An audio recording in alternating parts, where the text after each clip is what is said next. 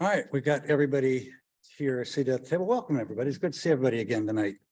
It's Party Central here as always. So this meeting now is called to order, the CRTPO meeting on February 15th, 2023. So first item that we have, any requests for any changes in the agenda? Seeing none, hearing none, then can I have a motion, please? So moved. Second. All in favor? Aye. Adopted agenda tonight. We'll go to the public comment period. First, we have two speakers ready to come up. You've got 3 minutes each on the speaking engagements. First one up. Maureen, is it Jalowski? Is that where? There we go. If you could please come up, and you really do have to get close to that microphone so you can stand off center a little bit closest to the mic, if you would.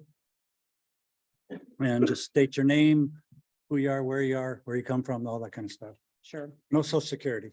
So See if I can rearrange here. Okay. Good evening, members of the board. I'm Maureen Gillespie, and I'm a board member of Charlotte East. Charlotte East is a volunteer community advocacy board, and our mission is actually to work with the community to support and develop the economic and social capital of these community. I also co-chair the transportation committee, and we actively support multimodal transportation, equity, economic development, and opportunities for economic mobility for our diverse East community. Albemarle Road, Highway 24, is a state road that serves transportation corridor connecting residents from Cabarrus to Stanley counties into Charlotte. Within the city limits, Albemarle Road is also home to an East Charlotte community of well-established 40-plus-year-old neighborhoods and small businesses. There's a large population of immigrants and refugees who reside in the many older apartments along in between Sharon Amity and Harris Boulevard. At Albemarle Road and Central, a 128-unit affordable housing project is under development. The old Eastland site is preparing to develop an 80-acre mixed-use site that also includes senior housing. And, as you know, affordable housing and safe alternative mobility options are crucial for social and economic mobility, especially for low-income households. Currently, Albemarle Road is heavily traveled with 37,000 vehicles per day, bumper to bumper at rush hours. It's challenging, and it's a hostile environment for pedestrians and cyclists, as well as motorists. It's no surprise that it is identified as a high-risk Vision Zero area. However, plans to widen this road will not improve community safety. There continues to be limited multimodal options and infrastructure investments for all ages and abilities for Albemarle Road and for many East communities. The bus-centric Connect Beyond Regional Transit Plan and Vision supports reliable transportation options to jobs, to education, medical service, to support equity, economic mobility, and sustainable energy solutions in Charlotte and the surrounding area. According to the Connect Beyond findings, between 2018 and 2045, the region will see a 56% increase in population, a 45% increase in households, and a 44% increase. The scope of work that you will consider for approval includes sidewalks, pedestrian hybrid beacon signals, intersection improvements, and bus stop relocations that are all a good start to addressing safety. Charlotte East hopes this is just the beginning for mobility options to help offset the financial burden of high regional transportation costs for low-income households. Thank you. Great. Thank you very much.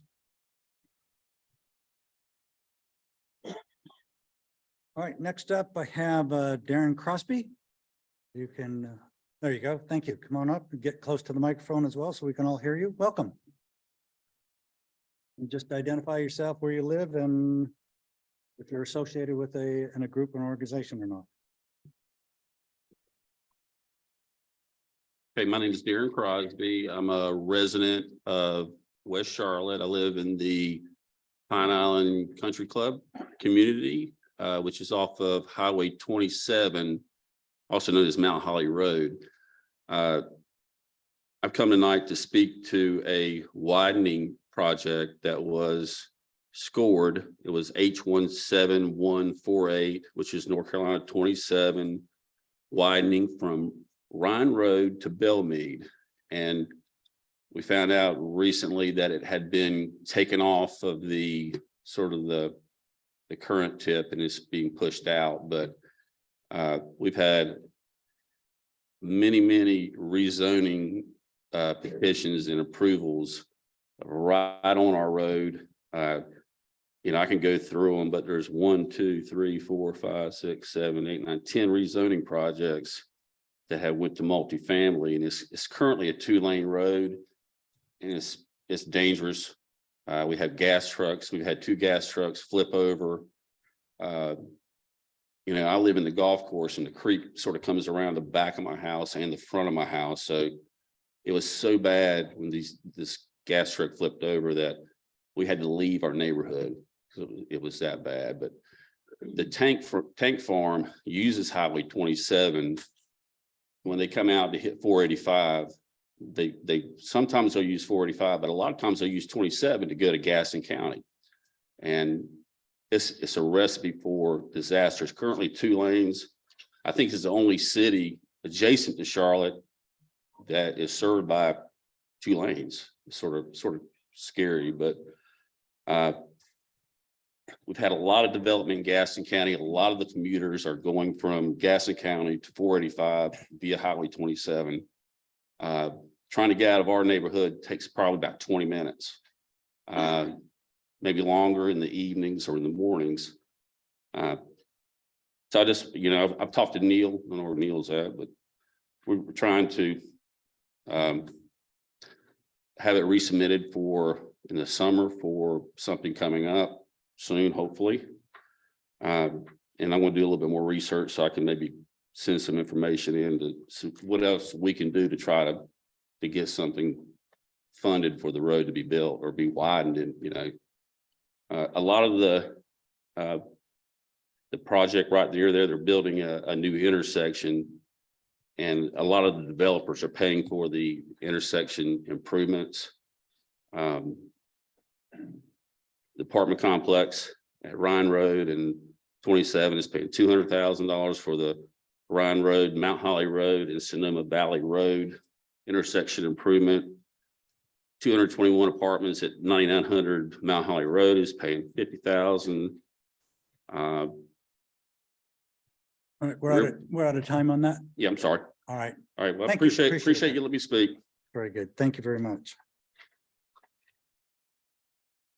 All right, next up, Pete Frandand, is that what it is?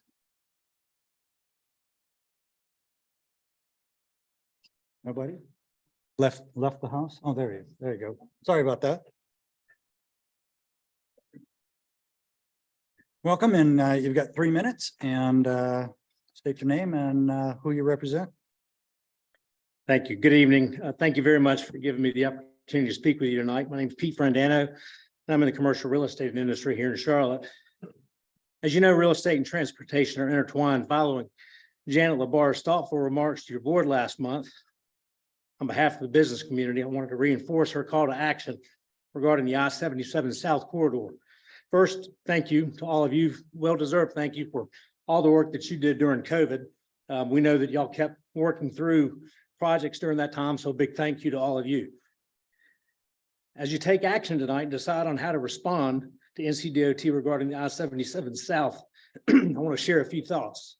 The Charlotte Alliance's report on the economic impact of mobility investments, which was studied by UNC Charlotte and NC State University, found that for every $100 million invested in Mecklenburg County's highways gives rise or yields 170 million to 270 million in total economic impact to our region.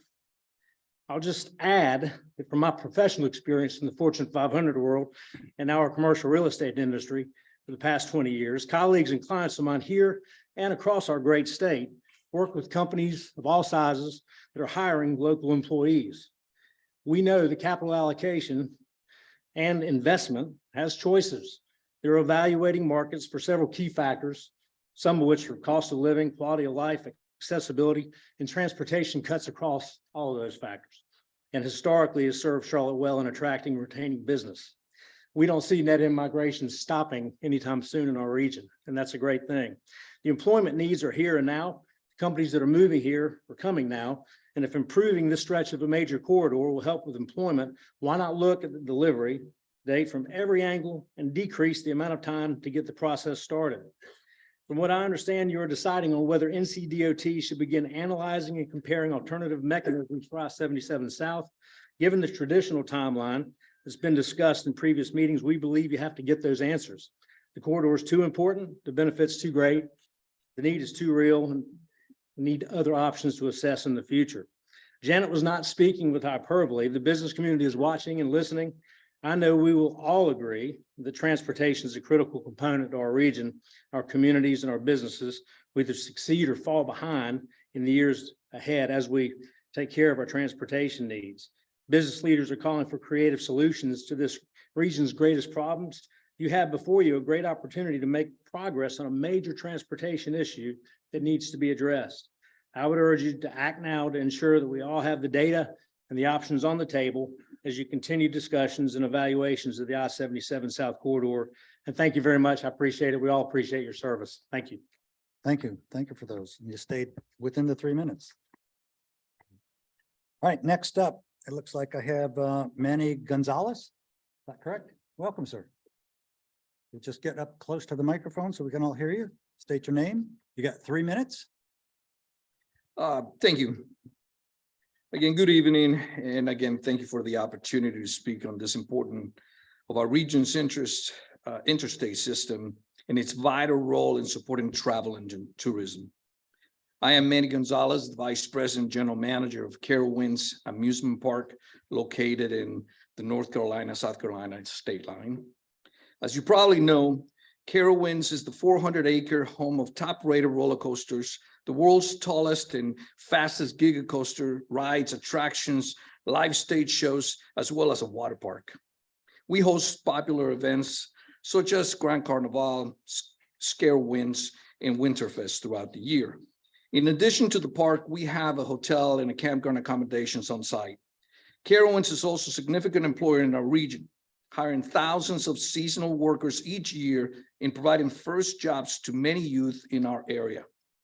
Carowinds is one of the most visited attractions in the Carolinas, attracting millions of guests annually, and drives tourism to the Charlotte region from all over the Southeast and the nation.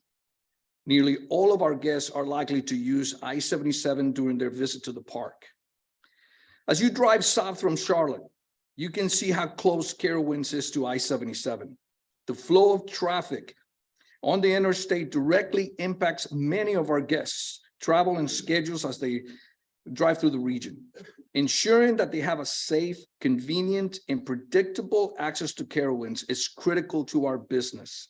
Unfortunately, the only thing that is predictable at this point is that there will be heavy traffic, congestion, and often significant delays on I-77, especially for those who are traveling south throughout Charlotte to get to our park.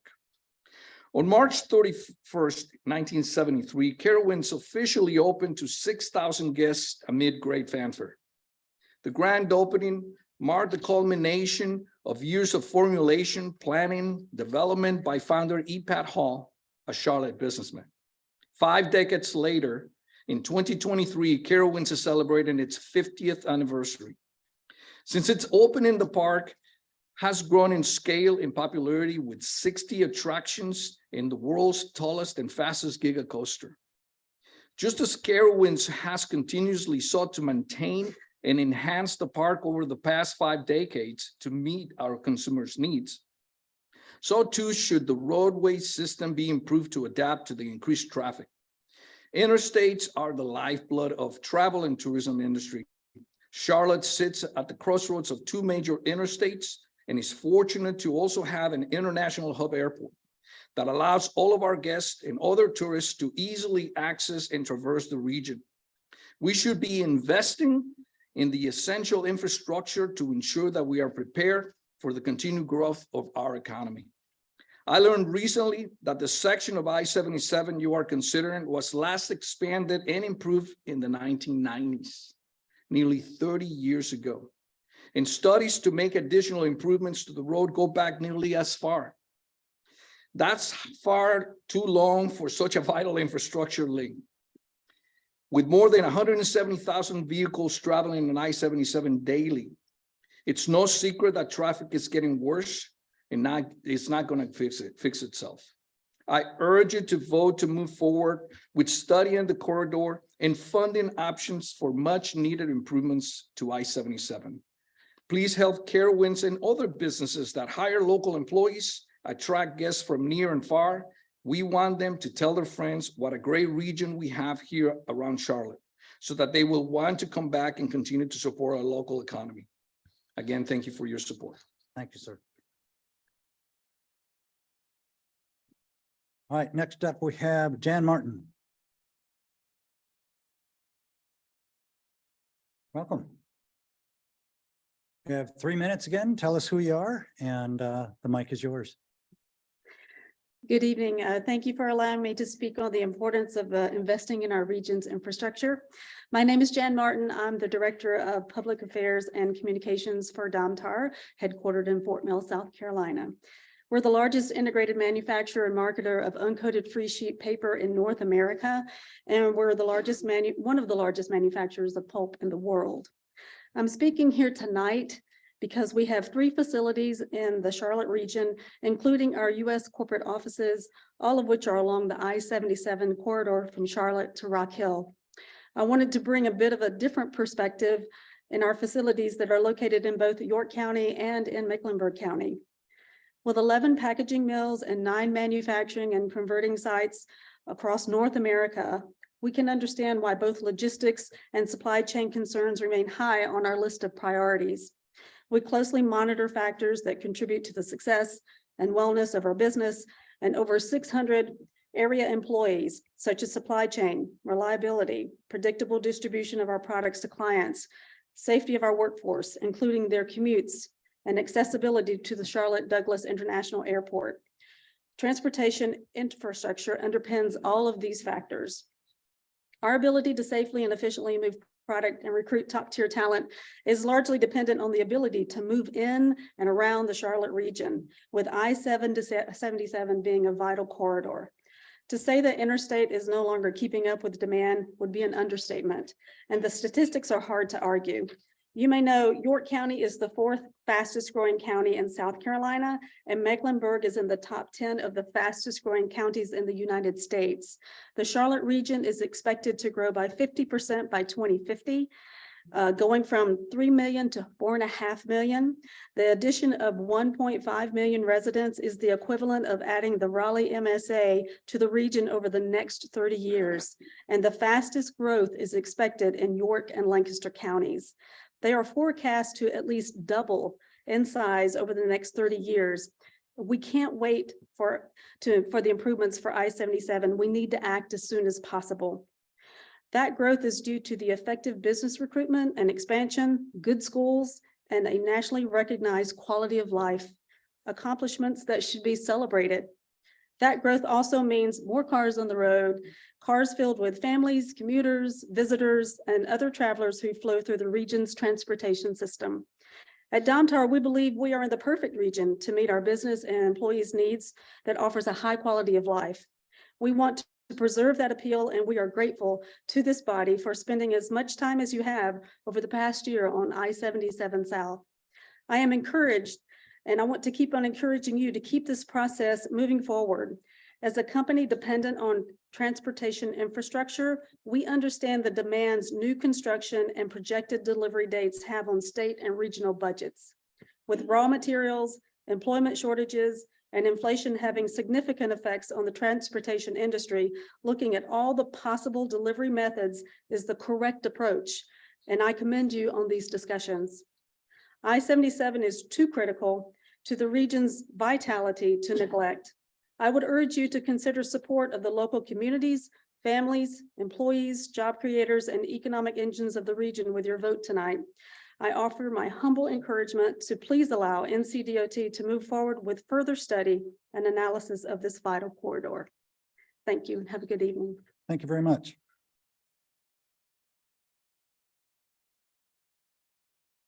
All right, so that ends the comments that we have for tonight. So I'm going to drop down to the ethics, awareness, and conflict of interest monitor. I'm going to pass over to Mr. Burke.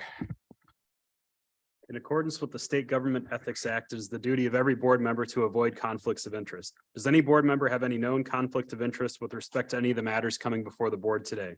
If so, please identify the conflict and refrain from any participation in the particular matter involved. Okay, do we have anybody here? Might as well go to that now. Thank you. Excuse me. Thank you, Mr. Chairman. I have a conflict with item 12. My law firm actually has a conflict, so I'm going to recuse from that matter. Thank you. All right, thanks, Tony, for that. Anybody else? Conflict? All right, very good. And as a reminder on that as well, get online. It's real easy to get your conflict of interest reminder filled out so that Neil won't have to chase you down. So please go ahead and get that. All right, on the consent agenda. So since we had no changes to that, I'm going to look for a motion to adopt tonight's consent agenda as published. So I have a motion, please. So moved. Second. Who's the second? Got a second. James? All right, very good. Got that? All right, very good. All in favor? Opposed? Negative. Who would, right? All right, next up, Jennifer, you're up for the CRTPO discretionary funds project call, recommended projects. Welcome back. Get close to that again, as far as the microphone, so we can all hear you. So thank you. I'm Jennifer Stafford with CRTPO staff, and I'm the staff lead for the project oversight committee and the discretionary funded program. Last month, Andrew Van Tresca gave a information presentation to you all on the fall call summary, and I wanted to follow that up today.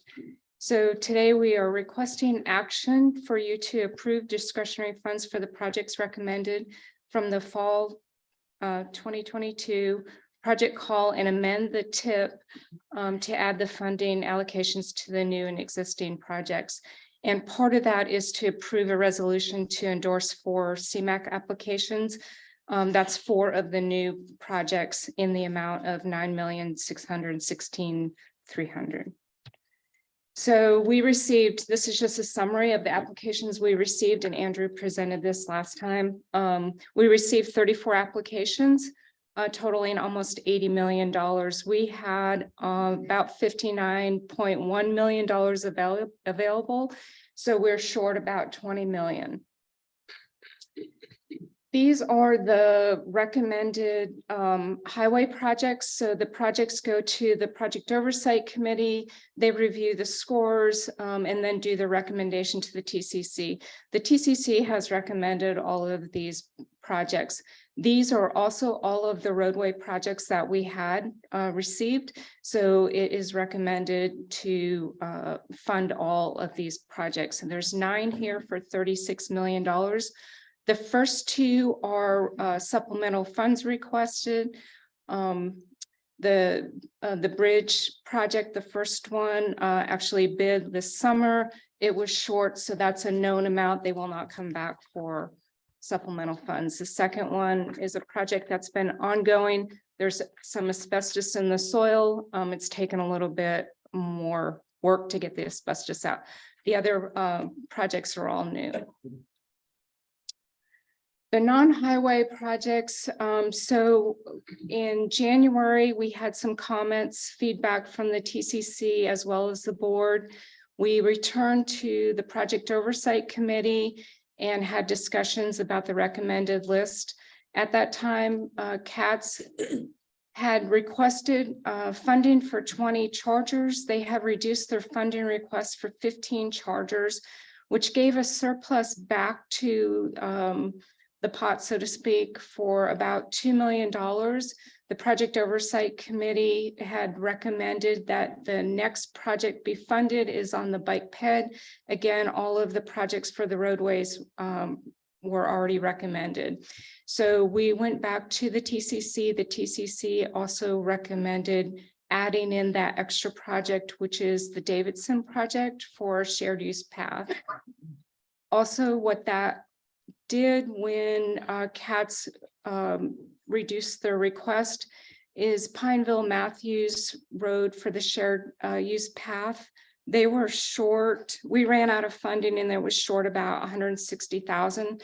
So that made that request whole. They requested 2 million.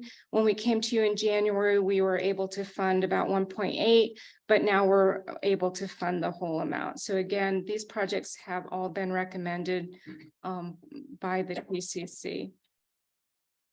We had 5 planning requests. The TCC, the Project Oversight Committee, recommended funding all 5 of those projects.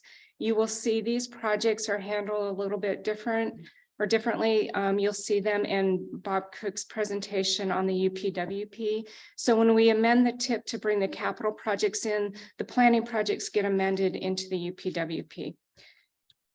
So this is just a high view summary. Again, the highway projects, there was 9 with 2 requests for supplemental funding.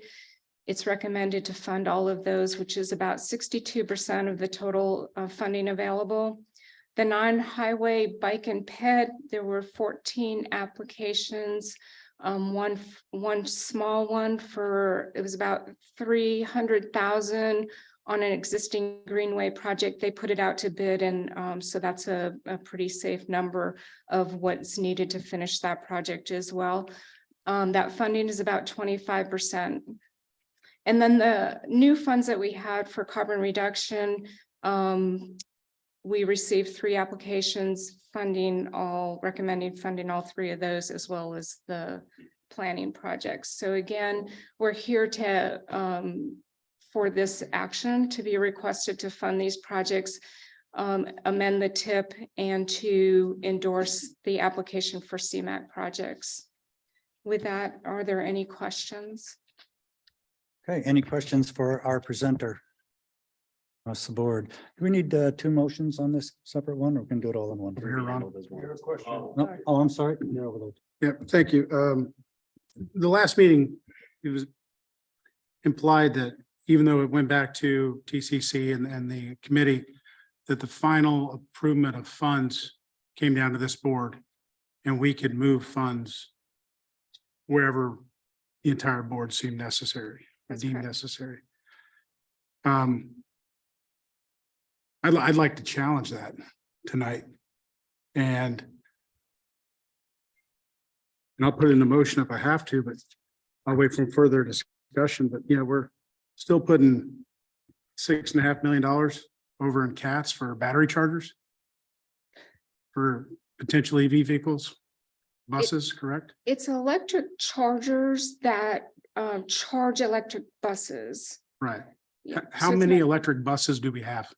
I'm speaking for CATS, unless there's somebody here from CATS. I believe they're programmed to purchase 63, and they're ahead of schedule. They do, again, I don't totally feel comfortable. I might need to And that's return. okay. They will come back to request those 5 that they pulled off at some point. So you'll have another opportunity. Well, I'd like to reduce their ask to about $782,000. And fund at least, I think, we got circled here, 3 other projects. Yeah, and they definitely are carbon reduction because it's all about side paths and greenways. And that is what we build these greenways for, to get people off the roads, have them on their bicycles to get back and forth to work or grocery stores and such. Yeah, and so, I mean, I'll make a motion, but I'm curious, is anybody else in favor or looking at that? And really testing the waters here if we do have that power to adjust and move money around. Okay. Renee, go ahead. I'm curious about what projects are you looking at? And then as a side part of that, I remember, I don't remember specifically, but was it Mayor Knox who last month had a sidewalk project that was, it is funded now? Yep, that is fun. So I'll just, I have to use, I printed this out and obviously I didn't enlarge it. So I have to use my phone here, but So this request is for, obviously, it's going to take some time to put all this in place, and they have 63. You think that is the request? So what they'll do is they'll replace those, some diesel buses with electric. So if you look at the carbon reduction, it's probably quite a bit. One of the things that the project oversight committee will be doing this upcoming year is to develop criteria on scoring these air quality type projects, and we will come back to you on that method. This past year, we were notified of the carbon reduction funds program in July. Our fall call opened in August, so we didn't have time to develop a scoring system and come back to all of you to get that approved before we open the call. So we tried to, or the project oversight committee tried to use the carbon reduction funds in the spirit of the program. James, Do you have access to? the microphone, please. Do you have access to any data on the ridership numbers, be it diesel or electric? How full these buses are regardless of what's powering them? I do not, but I'm happy to get that information if I can. I will ask Katz and get back to you. I will. Lee? I'm not sure if there's a motion on the table. If there is, I would, in the interest of time, move to defer this to our next meeting and ask that someone from CATS come back so we can have a proper briefing and really understand whether or not this ask is too large or not. I don't feel that I have enough information tonight, and I don't know that we would be productive if we continue without that. Okay, Joe? Yeah, Joe Polino from Village of Marvin.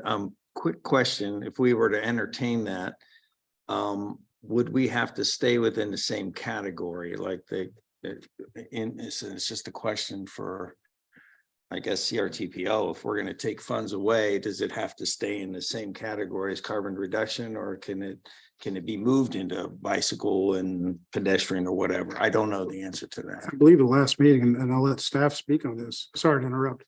But we moved from the CATS money for a sidewalk project. So I would say we've set the precedent that we can move to any project here. And that additional 5 million, and we can definitely, there is not a motion on the table, Commissioner Altman, but I would say definitely look at all these other projects. I mean, there's projects down at Mint Hill. There's still another project in Davidson that we could focus on, and it delivers, a lot more projects done. CATS has a pretty large operating budget. They can scale as they need to, as far as charging stations and or buses. John? Yes, as the MTC rep at our last meeting, first, I do agree with Commissioner Altman that we should have, more formal briefing from someone from CATS. But we voted to endorse the underground bus station. And a concern that was brought up from many, including myself, was reducing diesel fumes in an underground garage area. And so electric buses are going to be very important, and they're going to need to be charged. And I know CATS wants to convert to those as quickly as possible because they don't want to be driving a lot of diesel underground, when that's built. So just want to bring that forward. But I do agree with Commissioner Altman. We should have someone from CATS come formally tell us what their needs are. Any other comments around Rusty? Yeah, and I would add, as a member of MTC, we collectively voted to move towards an electric platform instead of CNG, to move towards the zero carbon footprint in the future. And that's why we've ordered these buses. And that was preemptively what this was all about. These chargers were going to support the bus fleet that is coming to us now. So that was, part of that is going to be the infrastructure to support it. So that's where this ask actually came from. Go ahead, Ed. I was not briefed by staff about this. I'd like to offer more information on behalf of Charlotte. So I think I'm in favor also of a deferral so that we can get to Mr. Cagle in. We've had a couple of briefings on council about the fact that the buses are aging out. There's an urgent need to replace them. And the city council is very committed to these electric buses. But I do understand for the purposes of this group that that vote should be supported by a better briefing. Not that yours was bad, but I mean, from CATS. So I'm prepared to support the motion to defer. All right, any other comments around the horn? I think we've, James. Is it possible to pull this one item, vote on the others, and then redistribute the money if it's the wish of the board? So that we aren't holding up. Yeah, Go ahead, Neil. from what I'm hearing, this potentially affects the whole package of funding that we've brought forward to you all. And we use a quantitative and qualitative process to rank these projects. The only difference, as Jennifer mentioned, is we're in the process of developing a carbon reduction program criteria that would be able to measure the emissions benefits of, say, a bus charger against a bike ped project. We found out about this funding in the summer of last year and didn't have enough time to really put a criteria into our policy. So if staff had more time, we'd be able to coordinate with CATS and just bring the entire package back with some additional information to CATS. But that's really up to the purview of the board tonight. If it's possible, could that information include ridership? We had a request last night for a substantial funding request for the CATS service in Union County. And it looked like the average number of riders coming from far away as Wingate to Monroe to Indian Trail to Stallings into town was an average of 10 people were using the service. So with that number being so low, I was curious citywide, how many people are actually using a bus regardless of what powers the bus? Okay, Ed. That's a fair comment. There have been media reports about low ridership. We are in the process of kind of re-engineering how the buses operate with this Envision My Ride program. Again, something on which we could receive a more complete report. I just have a concern trying to break this up, that unless we know what the result is of the conversation about the buses, we won't know what we're allocating to the other projects, and probably should do that all at once, in my view. Any other comments? Looks like it's heading down a certain direction, but if any other comments, my comment on is we obviously should all have this information at our fingertips much earlier if there are these kinds of questions. We had this discussion, we had presentation last month, I guess it was, from Jennifer, maybe the month before, to know this is coming. So it'd be great if it wasn't this late in it, but I think that if somebody would like to make a motion on what we do next, we'll entertain that. So, Mr. Chair, I think we had a motion.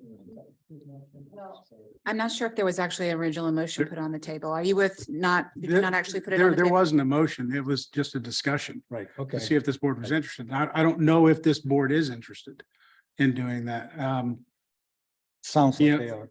so that's, I just threw it out there as a talking point. Sounds like they are. So make the motion, please. Well, I don't need to defer this if the body is ready to vote, but if if there's a lingering concern about the appropriateness of this charge, then yes, I will move to defer this to our next meeting. All right, second, Second. And I believe it's a matter of good process that we should get the briefing we talked about. So I'm seconding, I'm on I think board we with caught that. it over there. James had seconded. All right, Yeah. that motion is up. Any further discussion on it around the horn here? Look around my corners here. All right, all in favor? Any opposed? All right, looks like you got it all there, Neil. All right, good discussion around that. Again, more prepared information. Jennifer, thank you very much for that, and we'll look forward to our staff coordinating that next effort with information from CATS as well. Next up, Travis, you're up. This is the 24 to 33 Transportation Improvement Program update. Yep. Hey, everyone, I'm Travis Johnson with the CRTPO. I'm just here to give a brief update on the 2024-2033 TIP.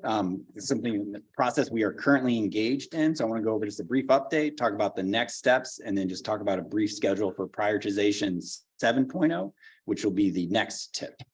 So again, the STIP must be adopted every 4 years, and in North Carolina, typically a STIP is adopted every 2 year it's typically a 2-year development cycle. MPOs and TIPs incorporated directly without change into North Carolina's STIP. What's important about this list is it's fiscally constrained. A lot of our lists sometimes don't have that requirement. This must conform with state implementation plan for air quality, because the CRTPO is in a maintenance status for ozone. For the CRTPO requirements, we must ensure the TIP is consistent with NCDOT's TIP. All of the projects that go into the TIP, we must amend the current NTP to meet the requirements. And then we also must conform with the air quality conformity determination. So again, the 2024-2033 STIP was started based upon existing projects in the 2020-2029 STIP. We did not add new projects as part of the P6 process. We developed a list of delivery projects that were sent out, and then additional projects were added in based upon a seniority approach.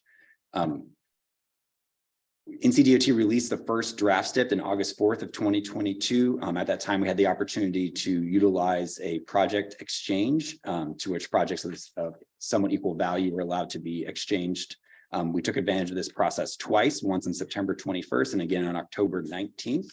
NCDOT then released a draft of the 2023-2024 STIP. I'm sorry, it's 2024-2033 in December of 2022. Coming up next, we'll be coming back in March to make a request to open a public comment period on the conformity determination in 2050 MTP amendments and a draft of the 2024-2033 TIP. That comment period will be for 30 days, so it'll run from March until April. At that time, we'll come back after that process, we'll come back as an information item to the board in May, and then we'll come back for adoption in June. Along with this process, we're gearing up for prioritization 7.0.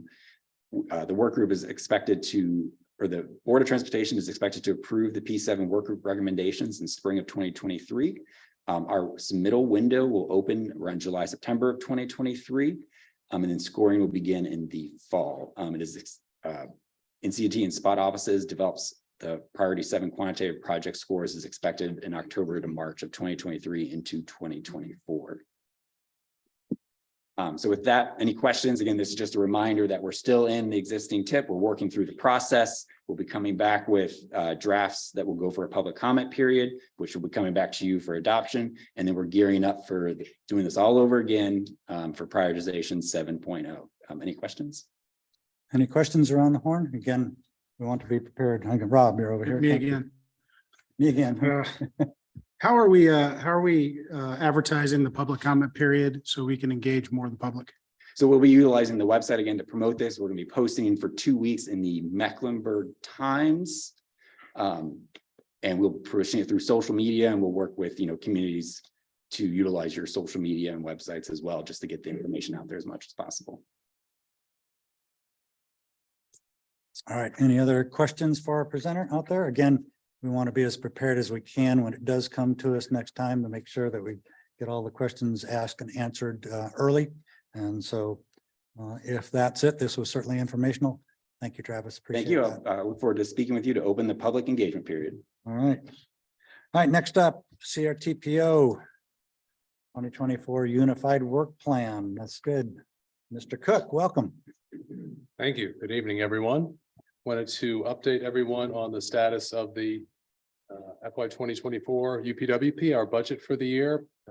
We'll talk a little bit about funding, of course, and provide you with an overview, and then talk about draft allocations, building upon what we presented to you last month, and then talk about next steps. So if you've seen this before, this is our available funding for the next fiscal year through the three primary sources: Section 104F PL funds or planning funds, surface transportation block grant direct attributable funds, and then lastly, Section 5303 funds provided to CRTPO by the Federal Transit Administration for transit planning. Just to give you an update on a few issues. This was just discussed by Jennifer during her presentation. There were 5 planning projects endorsed by the Project Oversight Committee. Hopefully, they will be approved maybe at the next month's meeting for inclusion in the next year's work program. 5 projects, one supported by the Central Line Regional Council, then Indian Trail, Matthews, Morrisville, and Stallings. Throughout this process, we'll continue to assume that these projects will be fully funded when the board acts on that project list. Another issue that we had talked about at last month's meeting, but did not have complete information, involves carryover projects. And these are planning projects that use prior year's funds, but that need to be carried over into future fiscal years, FY 24 in this case, because the work on those projects is not done. And so we've been able to work with the jurisdictions involved with these projects to come up with these final amounts to be carried over into the next fiscal year. So they range from relatively small amounts, $5,000 for the projects in Statesville and Mooresville, to larger amounts for the SEAM project running from Charlotte up to Statesville. In terms of the overall allocations, we're at a second draft stage at this point. We've received more information since we talked with you last at the January meeting.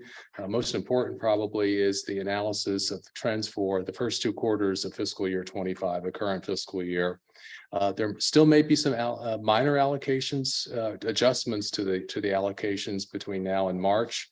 But I think generally speaking, what you'll see will remain fairly steady.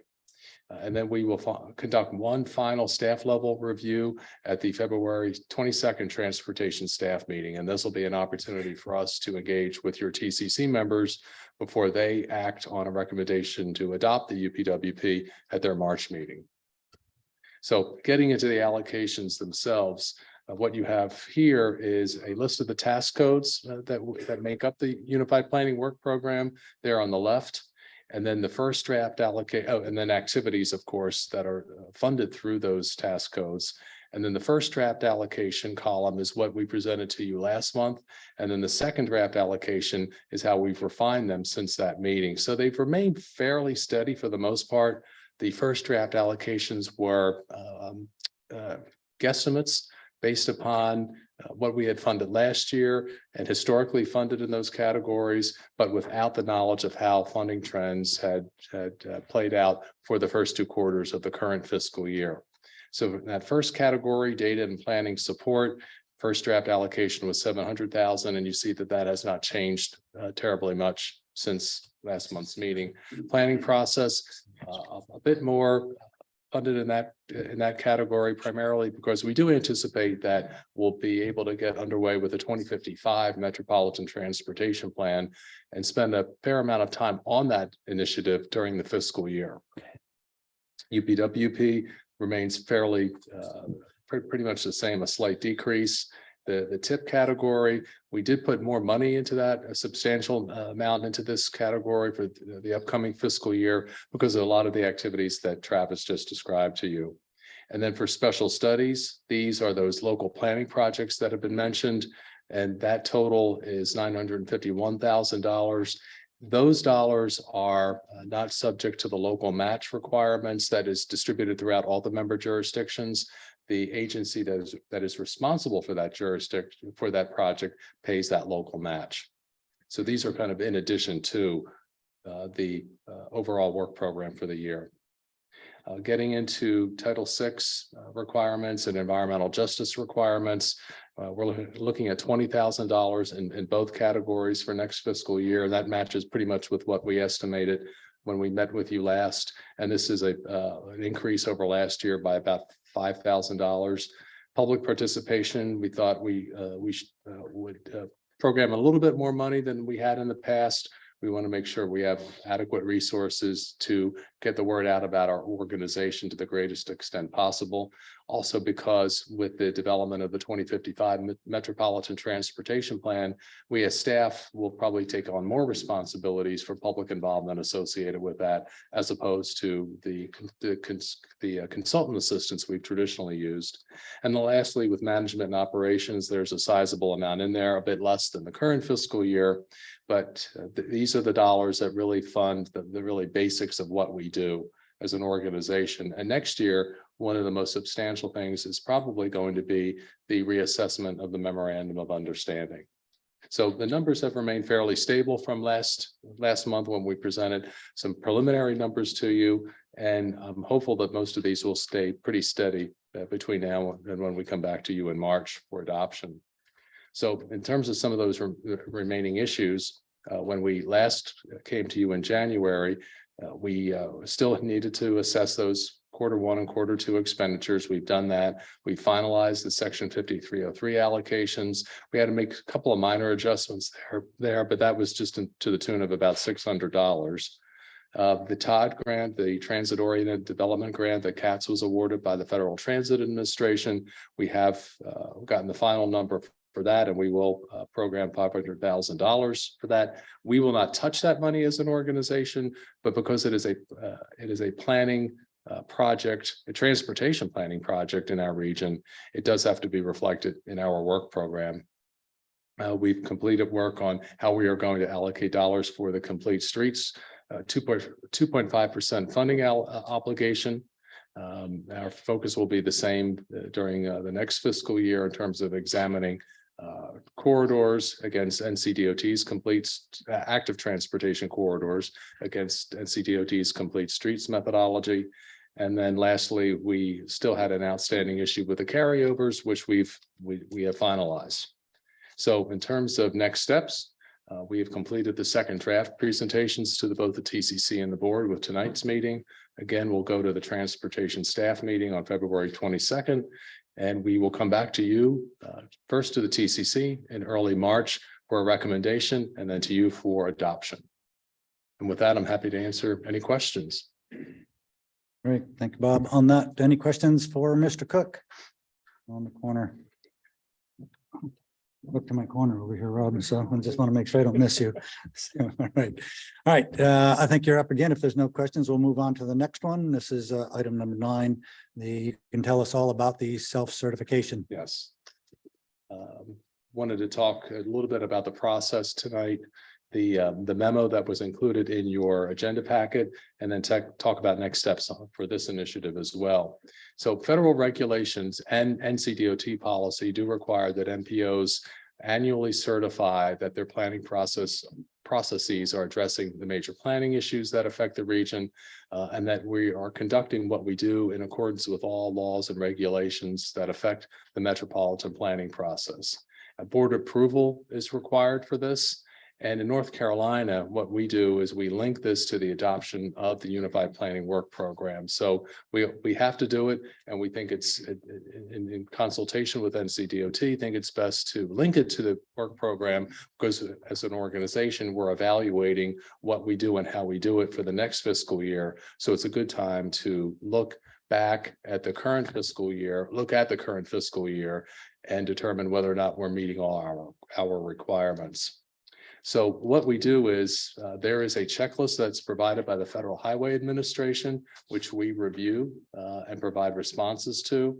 This was discussed actually at a transportation staff meeting at the beginning of February. There were no concerns raised at that time by TCC members from throughout the planning area. And I did want to note that We do have to do this on an annual basis, but every 4 years, FHWA and FTA conduct a more in-depth certification review. And we're up for that process later on this year in June, as a matter of fact. The date hasn't been determined yet, but we are looking at a June date for that to take place. And this is just a much more in-depth analysis of the MPO's practices and policies. So you had, again, in your agenda packet, a memo that included that checklist with 11 questions, and then also had staff responses in there. I won't go through every item in that memo, but there was also, I did want to note at the end, there were many citations in that memo and checklist. And so we did include a table at the bottom which identify those citations. In the first 6 items in that memo, at least in my opinion, are probably the most significant because they're the foundational elements of really any metropolitan planning organization. They talk about the memorandum of understanding, how board representation, whether or not you have elected officials and representatives of transit on your board, talks about the planning area boundary, and then it also gets into those essential documents, the Unified Planning Work Program, the TIP, as well as the Metropolitan Transportation Plan. So that's probably the most significant part of this self-certification analysis. Not to say the other items aren't important. They address key processes associated with a metropolitan planning organization, including the congestion management process, environmental mitigation. There's also one item on there that discusses a whole host of federal regulations like the Americans with Disabilities Act, the Civil Rights Act. Also discusses public involvement, vital to any metropolitan planning organization. And then it also talks how we engage with agencies that have an impact on transportation planning. So historic districts, for example, are covered under that category. So March action, in terms of the next step, we will be seeking a March action following the adoption of the UPWP. At that time, you'll be asked to adopt a resolution that certifies our transportation planning process for fiscal year 2023. And one question we did have for the board tonight, I believe we did this last year. We did place this on the consent agenda because we didn't really have any significant feedback coming from the board itself or from your TCC members. And I believe we did put it on the consent agenda and wanted to see if the board was open to doing that next month to save some time on the agenda. All right. So any questions along this way? And again, I'm going to really encourage all of us to ask the questions early in the process. With staff is always available to us to help us along and have basically all the questions answered before we go forward. So please reach out if you have any questions to staff, either Bob or Neil or anybody else on the staff. Let Bob coordinate and direct that, and we can then we can decide if we're going to put it on the consent agenda. Or are you asking us to do that tonight? And it would be good to get that indication tonight, but it's not critical. We can work with you, Mr. Chairman, and determine whether or not that's appropriate. I'd encourage everyone who looks at that to contact me with any questions you might have if anything's confusing. But I don't think it's critical that we make that call tonight. Okay. And again, if there's any comments around the horn here that we should address with it, please address them early. And even if we did put it on the consent agenda, if next time if there was a question, we'll pull it down and talk about it. So I think that's probably the approach that we're going to take. So appreciate that. Thank you. All right. Next up, you get to leave for a minute. All right, Jarrell, where are you? You're over there. Great. Welcome. The Transit Work Group, informational on it. Floor is yours. All right. Good evening. I'm Jarrell Leonard with CRTPO, Transit Planner. So in 2019, there was a staffing and resources study that called for the creation of a transit planner position, and the needs for that came about because CRTPO, along with CDOT and CATS and other transit entities, needed further coordination, tracking formulas, as well as federal and state federal grant funds amongst the operators in the planning area. In summer 2021, CRTPO staff had conducted interviews with the county-based public transportation operators, and it was to basically seek feedback on understanding the needs of more frequent coordination amongst them and also just to know whether or not how that would occur. And one of the main recommendations was the forming of a transit providers work group, and also the recommendation of the work group to meet quarterly. In summer 2022, CRTPO followed up on those recommendations made prior with the Transit Education Initiative TEI leadership about the possibility of converting that task force into a possible transit providers work group. And the TEI leadership called for simply that we take that, CRTPO staff takes that to the board chair as well as vice chair about possibly creating a work group, and also drafting a survey amongst the transit operators to see how the interest would be there, just to affirm what was specified in the summer of 2021. In fall 2022, a survey was conducted and it was sent to all of the CRTPO planning area public transportation agencies to gauge the interest on the transit, a possible transit work group, and the results showed that it was overall desirable. As you may see on this slide, you will see that the majority of respondents said they would support a work group amongst the public transportation operators. The majority of the response showed that it would be called for the frequency would be quarterly. The second and tied was also monthly and bi-monthly, and the sequential was every other month, and just depends on the scope of work required for the work group. One of the main responses is that Connect Beyond, which was adopted in January of 2022, should be incorporated into the vision of this transit providers work group. And most respondents agreed. So listed in ranking order shows the topics with the highest recommendation for response from the operators: resource sharing, section 5303 and 5307 funding program assistance, transit performance-based planning, the section 5307 memorandum of understanding, and also compliance with federal and state transit programs. So the purpose of the work group would be basically to create a means to facilitate and also do better collaboration and coordination for CRTPO planning area public transportation operators. And as you can see, the primary task is 5303, the 5307 memorandum of understanding, which was adopted in the summer of 2021.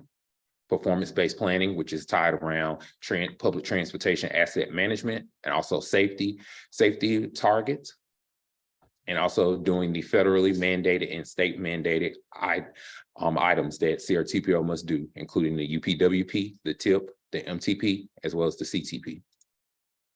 Work group membership would be relevant staffers from CATS, Union County Transportation, Mecklenburg County Transportation, Iredell County Transportation, also known as ICATS, Central Carolina Regional Council, NCDOT Integrated Mobility Division, and also ex officio membership from relevant planning partners such as CDOT. So we took these results of the survey to CRTPO board leadership, i.e. the chair and vice chair, and the recommendation was to come before the board as well as TCC this month, the month of February 2023. Next the follow-up steps is we will bring this to action to not only TCC, but also you all at the board for recommending the approval of a transit providers work group. Any questions? Question, there you go, Lee. Yes, sir. Can you go back to the pie graph? It was like your third to last slide.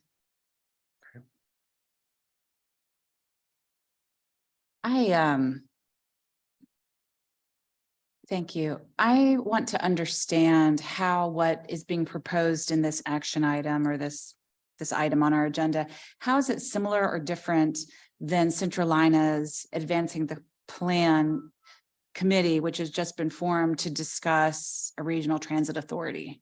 Can anyone help me with that? So the difference between this and what Central Carolina is doing with Connect Beyond, there are mandated programs that MPO has to do, such as 5303, which is incorporated in the UPWP. Also in the summer of 2021, there was the CRTPO board adopted a memorandum of understanding for the section 5307 program, which requires them to do an annual report, meaning the public transportation operators within our planning area. And one of the main things that this work group would do would be focusing on those actions, because they have been called upon for them to do within the CRTPO planning area. Well, I must say I didn't totally track with everything you just said. I guess I'm struggling because I've been asked to sit on that committee and I've said yes, because it's incredibly important that we work with our regional partners to develop some sort of regional transit authority so we can pool our resources and deliver a product that all of our communities can use. And it's a heavy lift. It's another big committee. It's very important work. And this just seems so similar. And all of us serve in multiple capacities. And I'm still not clear functionally if there's a good reason that I mean, are there very different geographic footprints perhaps? Yes, Okay. ma'am. So it's for the CRTPO planning area, which is CATS, ICATS, Union County, and Mecklenburg County Transportation for the 3 counties that we serve here in the MPO itself. Whereas the Connect Beyond is a 12-county area in both states. So it's a much smaller Gotcha. footprint. That's what I needed. Thank you. Any other questions? Questions for our presenter? All right, we'll move on. Dr. Earl, thank you very much. Not a problem. Mr. Cook, you're back up. Charlotte urban area boundary. Yes, we had a discussion about this at last month's meeting. We had a bit of a snafu with the presentation, and it was not the correct presentation that we had intended to give you. So we wanted to quickly run through that presentation that was also sent out to you later on. So in terms of what we want to talk about is, first of all, the good news associated with this, give you a few definitions, which I do think we may have covered a little bit at last month's meeting, but the difference between an urban area and an urban area boundary and a planning area and a planning area boundary. And then there were kind of 3, as we call them, 3 W's about what happened, why it happened, and where it happened. And then there was the issue of Statesville and Marshville that we'll get into, and then some next steps going forward.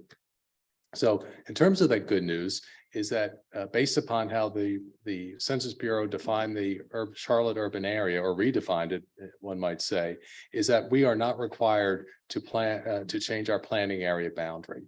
We could if we wanted to, perhaps, but we are not required to do so. And I don't think anyone from staff would necessarily recommend that we do. So good news is that we are not required to change the planning area boundary.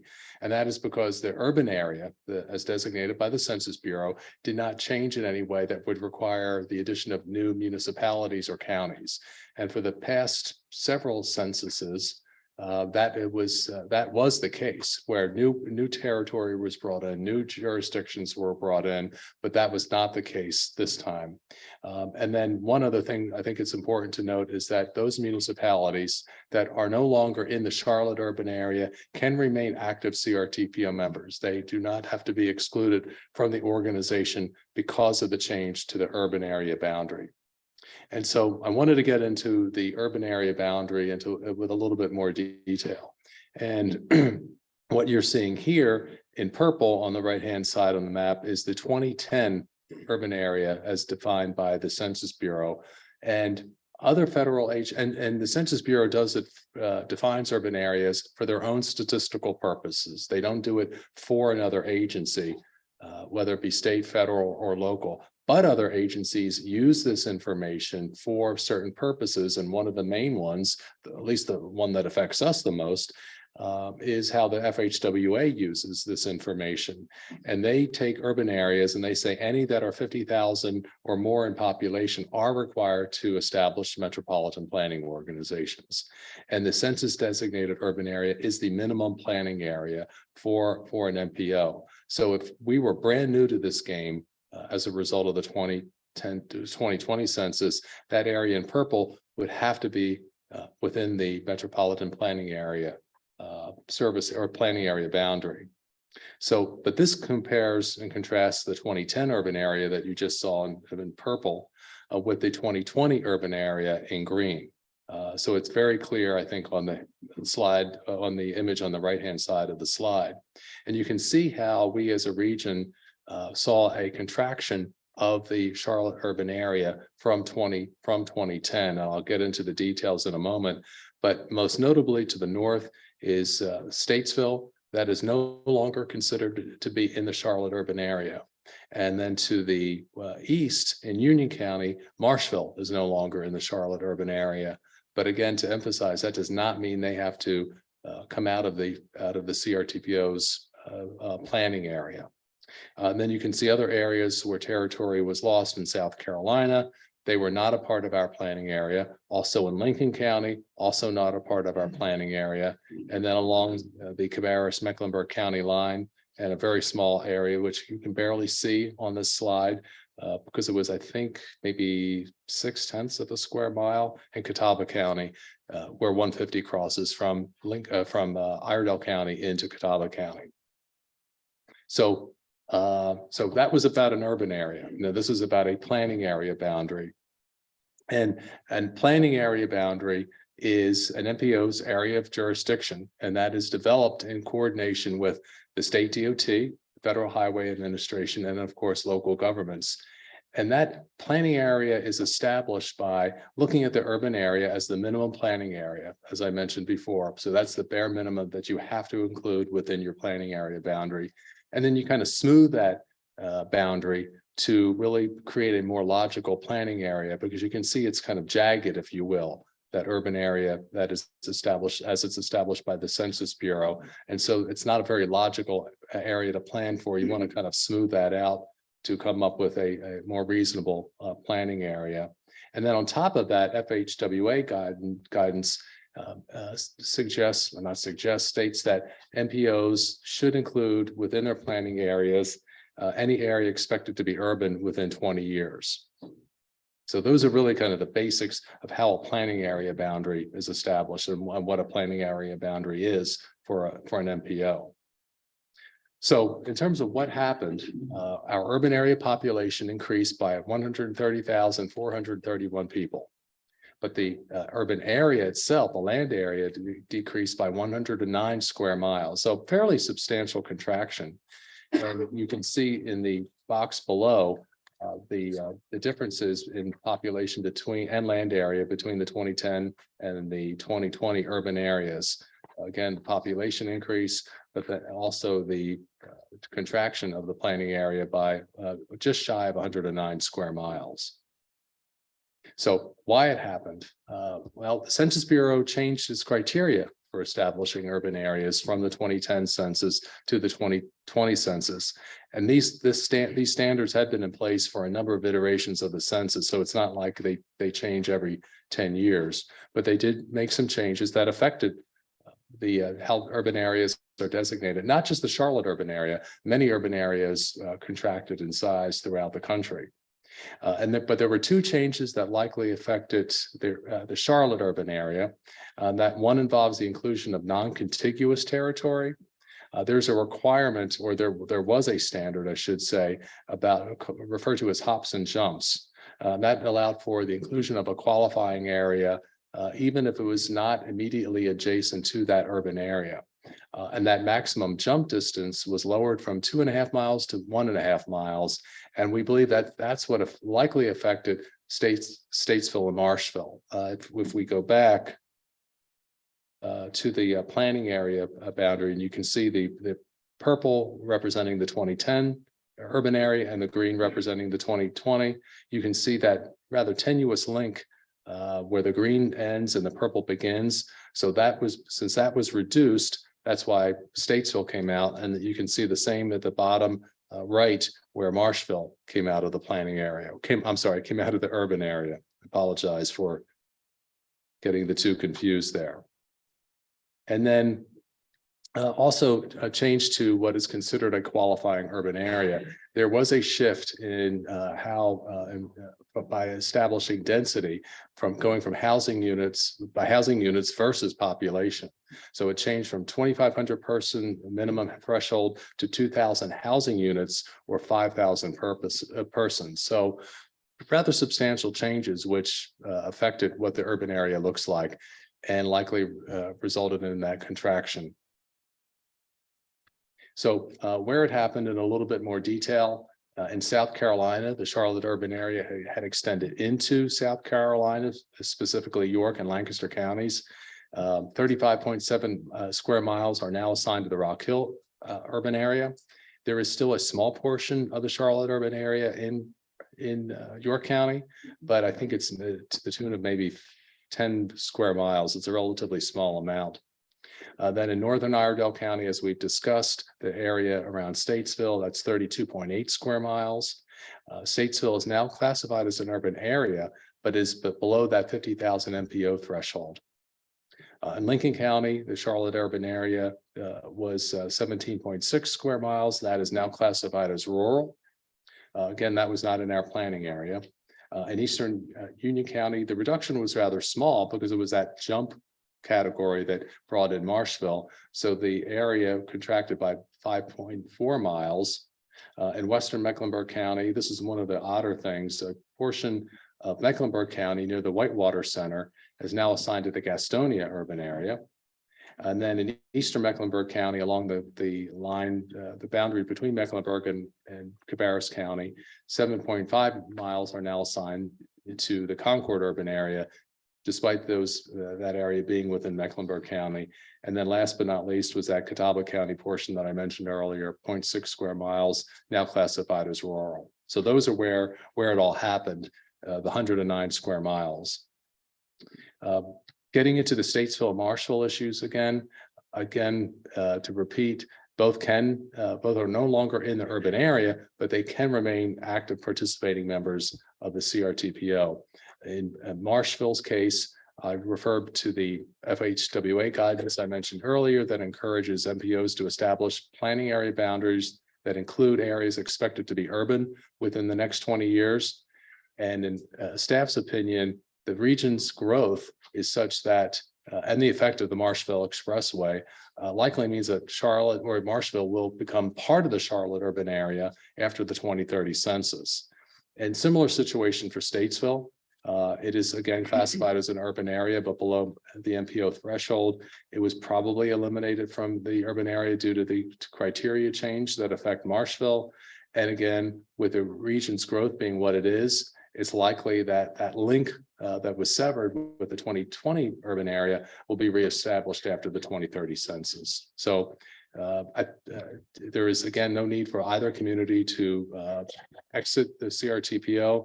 And one thing to note is remaining as active members keeps both communities eligible for our discretionary program funds.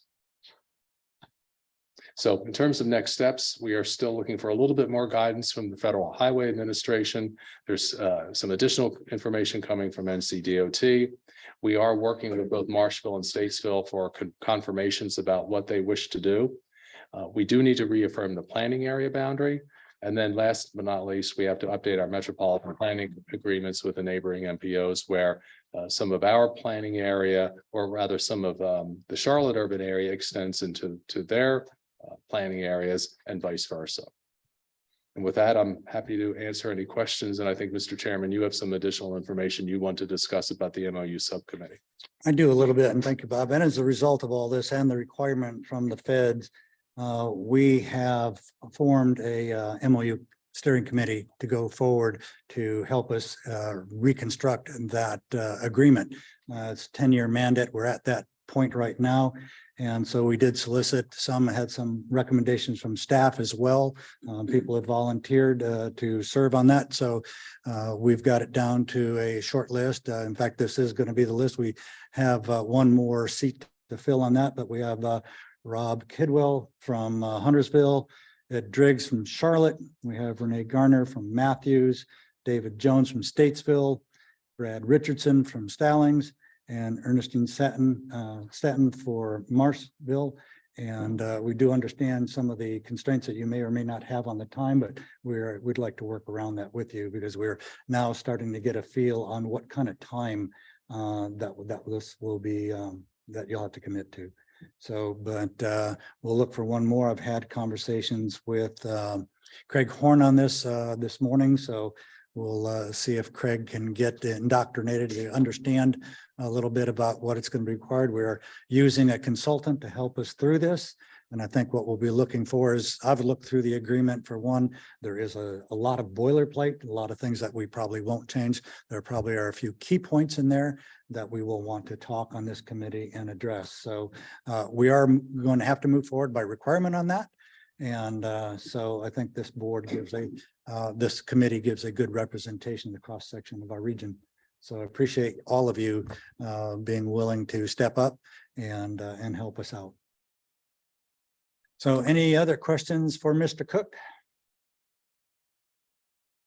All right, we'll let you off the hook. Thank you. And put me on it. How's that? All right, we'll drop down to one of our favorite topics during the last year or so, but we've had a lot of information that's been presented to us on this I-77 South unsolicited proposal. And as I've had to try to find out almost by fire hose, baptism by fire on this, I've spent hundreds of hours trying to understand this over the last year. And I've been privileged to be able to talk to everybody at the local level and some of the people who were involved in this before, both in the creation of what was a document, just to understand a little bit more. And then one of the things that really kind of stood out is we certainly have some sensitivity that's been talked around this room more than once in the last year. There's certainly some sensitivity to what may or may not have happened during the last effort on this on the north. And I want to certainly be sensitive to that as well, which has got me kind of diving into the policy, because I hear things about what did or what did not happen. And so I went to the policy and I want to review that. It's in your packet for tonight in a small print here. I'm going to put my glasses on to help do this, but there is a complete policy that DOT has, again, in your packet. This is North Carolina Department of Transportation, Public-Private Partnerships, Policies and Procedures. And that was adopted. The copy that I have here is January 9th of 2014. One of the things that was interesting, again, to learn, even hearing comments around from some of the press, some of the questions that I get asked about it, is there is a process, review of unsolicited proposals. This is page 11 of that document, talks about a process for accepting and vetting unsolicited proposals will generally take two steps. Number one, meeting with the DOT to informally discuss an idea for this type of proposal. Two is submittal of a conceptual unsolicited proposal and then the department screening thereof. As Brett Knipe had shared with us earlier before we came to know this a little bit better last February, the unsolicited proposals by their policy will be kept confidential to the extent that it is allowable in accordance with North Carolina general statutes until such time as the unsolicited proposal is either accepted or rejected or another change. One of the highlights on this is the informal discussion with the departments that prior to submitting conceptual unsolicited proposal, individuals or firms may request a meeting with the oversight committee through the department's P3 coordinator to determine if a given concept is of merit and relevant to the department goals. Well, I think that we've now again learned through several presentations that we've had from both the DOT and our own staff that this is already on the STIP, and it is on the STIP as a managed lane project. Now, the original delivery dates before it was known that DOT had some significant funding challenges. The first section of it was to be delivered in 2045. The next section was to be delivered in 2050. Now, I'm going to look around this room a little bit and kind of guess the ages of some of us around here. That's a long time out still. And that's before the real recognition of DOT's issues. And so we want to, again, make aware of that project then could have the potential of moving forward a period of time after that. It could be 2060, could be 2070. Again, that's an unknown that we have to look at. But the conceptual unsolicited proposals, so each person that submits that at any point in time has to, at a minimum, address certain issues to be able to even be considered. One is the economic viability of the project, including the market outlook for private finance for the project. And the other part is the requirements and expectations of the department, the project delivery constraints, the risk to schedule, finance, and other elements, environmental impacts, including the NEPA, SEPA considerations, mitigation, permitting, and any other related issues, or any information deemed appropriate by the department based on the preliminary conversations and previous submissions. The initial screening on this will be broad and comprised of a preliminary review for legal allowances or restrictions, as well as technical, environmental, engineering, and financial considerations.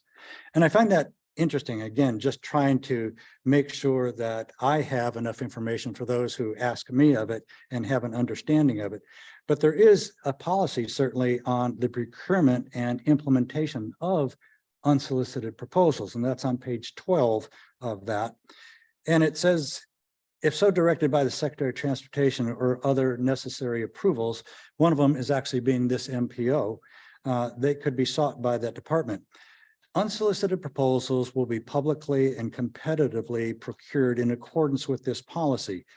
By virtue of providing an unsolicited proposal, the proposer who did all this 6 or 7 item document work before that I just mentioned, the proposer will be included on what they call the shortlisted proposals. And what I have learned that to come to mean is that since they did all the work, their work product is what's going to be the start of what DOT could consider. So I think it would be highly inappropriate, in my opinion, that if somebody did all the work and gave us the information, we took their information and says, thank you very much, and walk away from it. So I think it'd be inappropriate to consider that. But the proposer maintains that its team, to the extent originally proposed, unless exceptions to the original team have been approved by the department, or the proposer is pre-qualified by the department to perform the work. So basically what that's saying is we want to know that if this proposal has a team and it does move forward, that at some point in time, if that team changes, then certainly the department would want to be aware of it. I hear a lot of things about the old proposal, not only in that, but how it was done.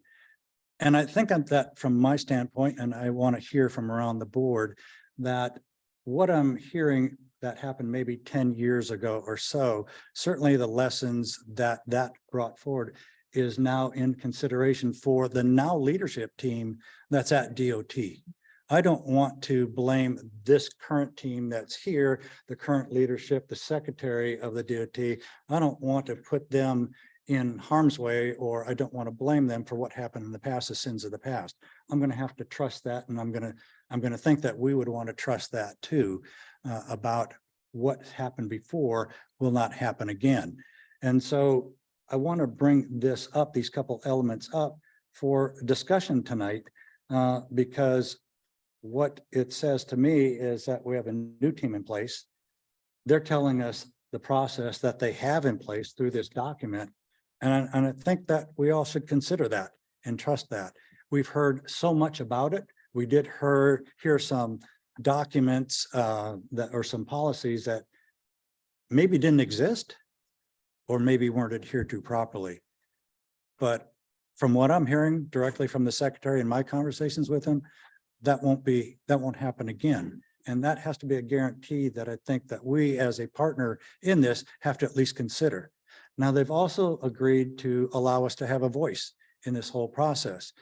The ask tonight is going to be for opening up the document and looking at it and considering it. It is nothing about any proposed provider. It is nothing about the contract. That is something that if it even goes past the look, which is going to come back to us, if it goes past that look, then we have a whole nother dialogue to have happen. So I want to be really clear that wherever this goes tonight, I want to make sure we all understand what we're going to vote for and the whys, and not be sidetracked by some of the comments of the past that I hear, quite frankly, are a little disturbing in that we're saying, or are we saying that we don't trust our partner in this? Our partner being the whole team at DOT. So I would like to open it up for some dialogue right now to get your thoughts on it. How about, did I see over there? Nope. All right, I'll start with Ed. Thank you, Mr. Chair. I'm aware that there's a diversity of opinion in the room about this. And puts me in a difficult position, frankly. I've been on city council long enough to know why there's a diversity of opinion in the room. We had a bad experience. I don't think that the way things happened the last time inspired a desire to kind of go back there and do that again. And I understand that. So I am cautious myself. We have a good reason to be alert through this process, and the chair has explained the rules and has explained reasons why we should proceed. I would just say there is a kind of an unofficial, if you will, subtext here, again, related to the past and to how the public perceived some of what happened. So in my view, there's a need for us to be cautious, I guess is the way I'll put it. At the same time, we all also heard the briefings about the traffic situation on I-77, about the outlook for traffic on I-77, the tremendous economic implications of that road being available for people to move. And as one who travels on that road regularly, I can tell you, you come to a standstill now at all different hours of the day. So I believe that tonight's decision is about taking a step. It's about whether or not we want to keep open the conversation about the P3, whether we want to get the benefit of the information that's in the unsolicited proposal, or whether we want to just pull the plug. And personally, I think it's premature to think about pulling the plug.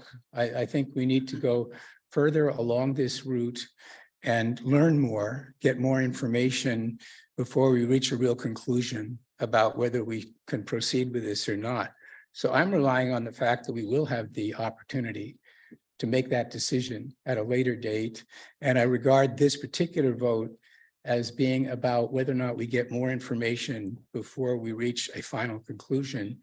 And on that basis, Mr. Chair, I'd like to move that we approve. All right. So as a motion? It's a motion. All right, so I guess we have a motion on the floor. Mr. Becker, comment? And a second to that. Very good.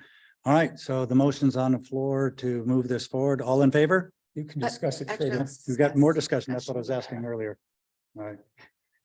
All right, so let's go once again. You have a comment. Go ahead. Thank I'll you. let you. Thank you so much.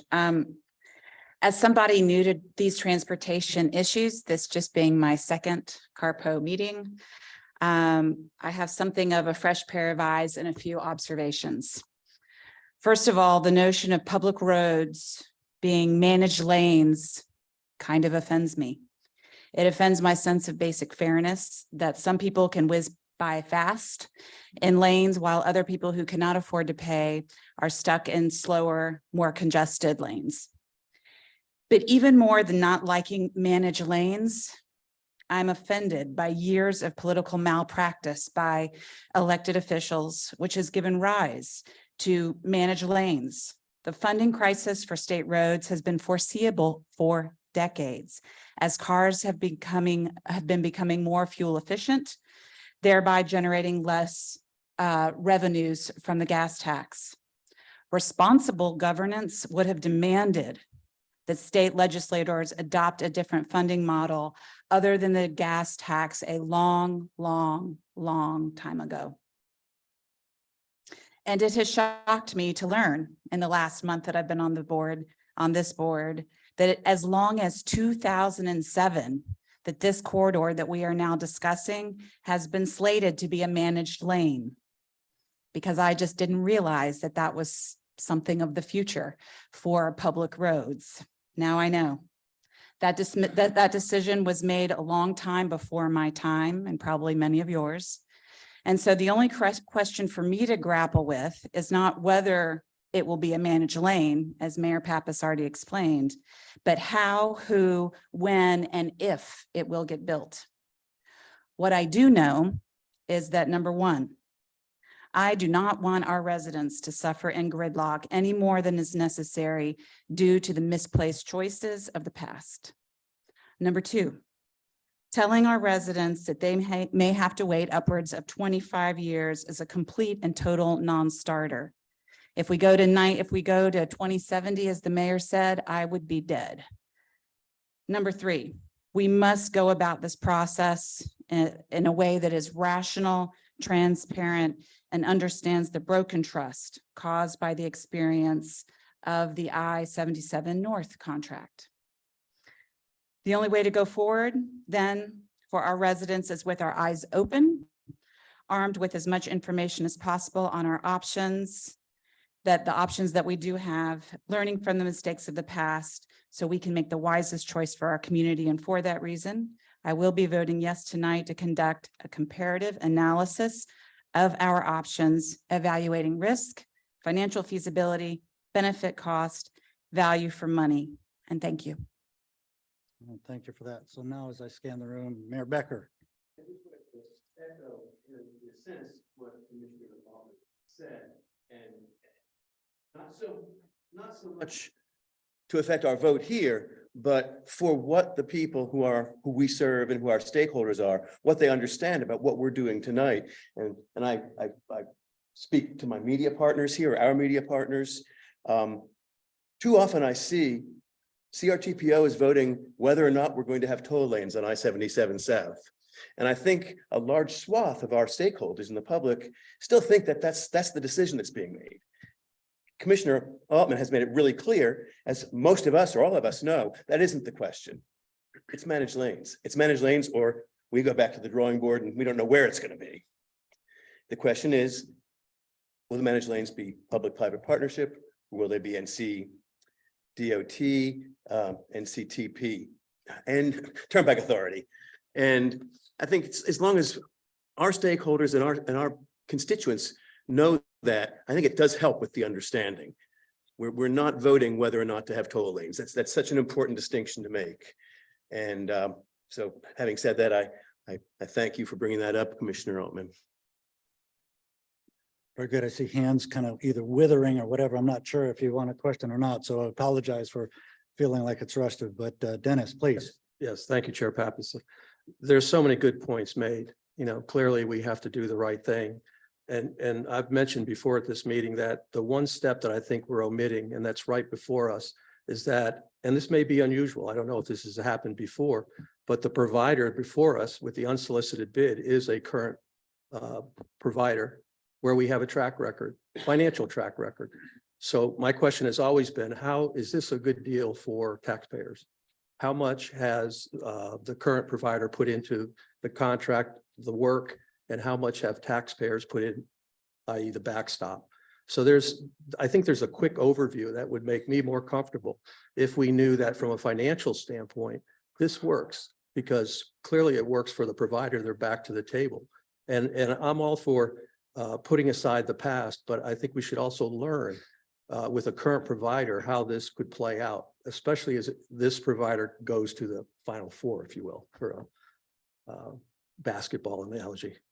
Again, good comments, because that's part of what we're here for, is to understand all of those reasons why.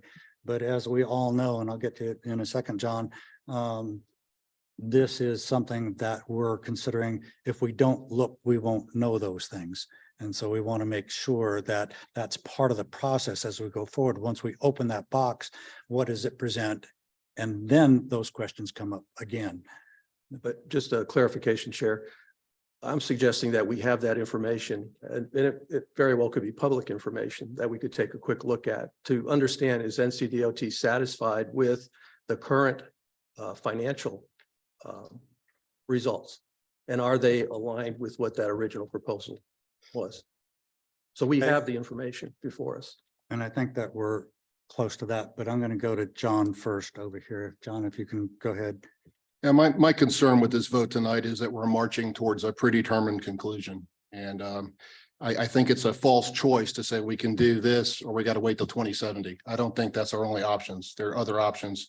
We need to be innovative. This group should be pressing, again, I'll say it again, the legislature, the people that spoke before us tonight that were in favor of of moving forward with managed lanes should be pressing our legislature. There has to be another alternative. If our alternative is we do this, or we wait to 2070, I mean, there's no choice there.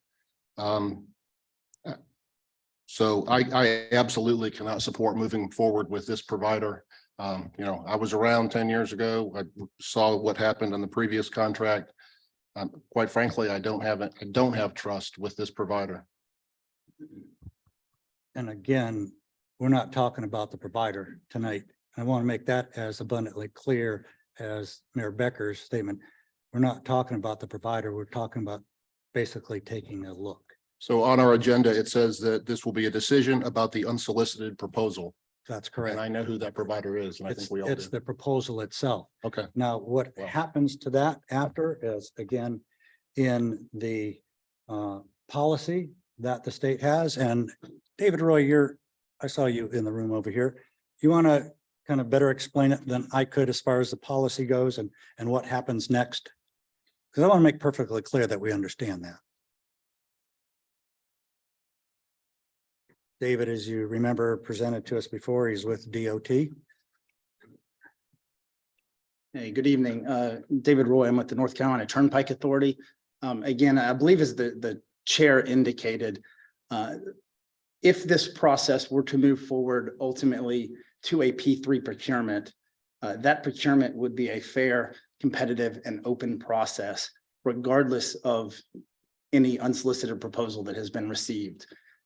The ultimate award would be based on responses to an RFP put out by the department, and there's no benefit in that process. There's no extra points added to a score, anything like, they don't start with 5 points at the beginning. I thought they were on the short list. If Is that not an advantage? if the Let's define unsolicited, the short list. if the unsolicited proposal is reviewed and accepted, and by accepted, it's determined that it meets the criteria within the department's policy, that respondent would be shortlisted should it move forward to a procurement. What that really means, what we're talking about here is a short list really means if respondents propose and they're qualified and provide a detailed response to the statements of qualifications, there's no predetermined list of number of firms that are shortlisted. So the department could elect to shortlist 3, 4, 5 firms. So if the department receives qualified responses, they're going to shortlist those respondents. So I don't want to give the perception that shortlisting somehow, if we're using someone used their basketball reference, this doesn't allow a basketball team to go straight to the Final Four. It is a encouragement, incitement for firms to bring innovative ideas to the department, but it is in no way a determination on who ultimately is awarded the project if it moves forward. Mayor Becker.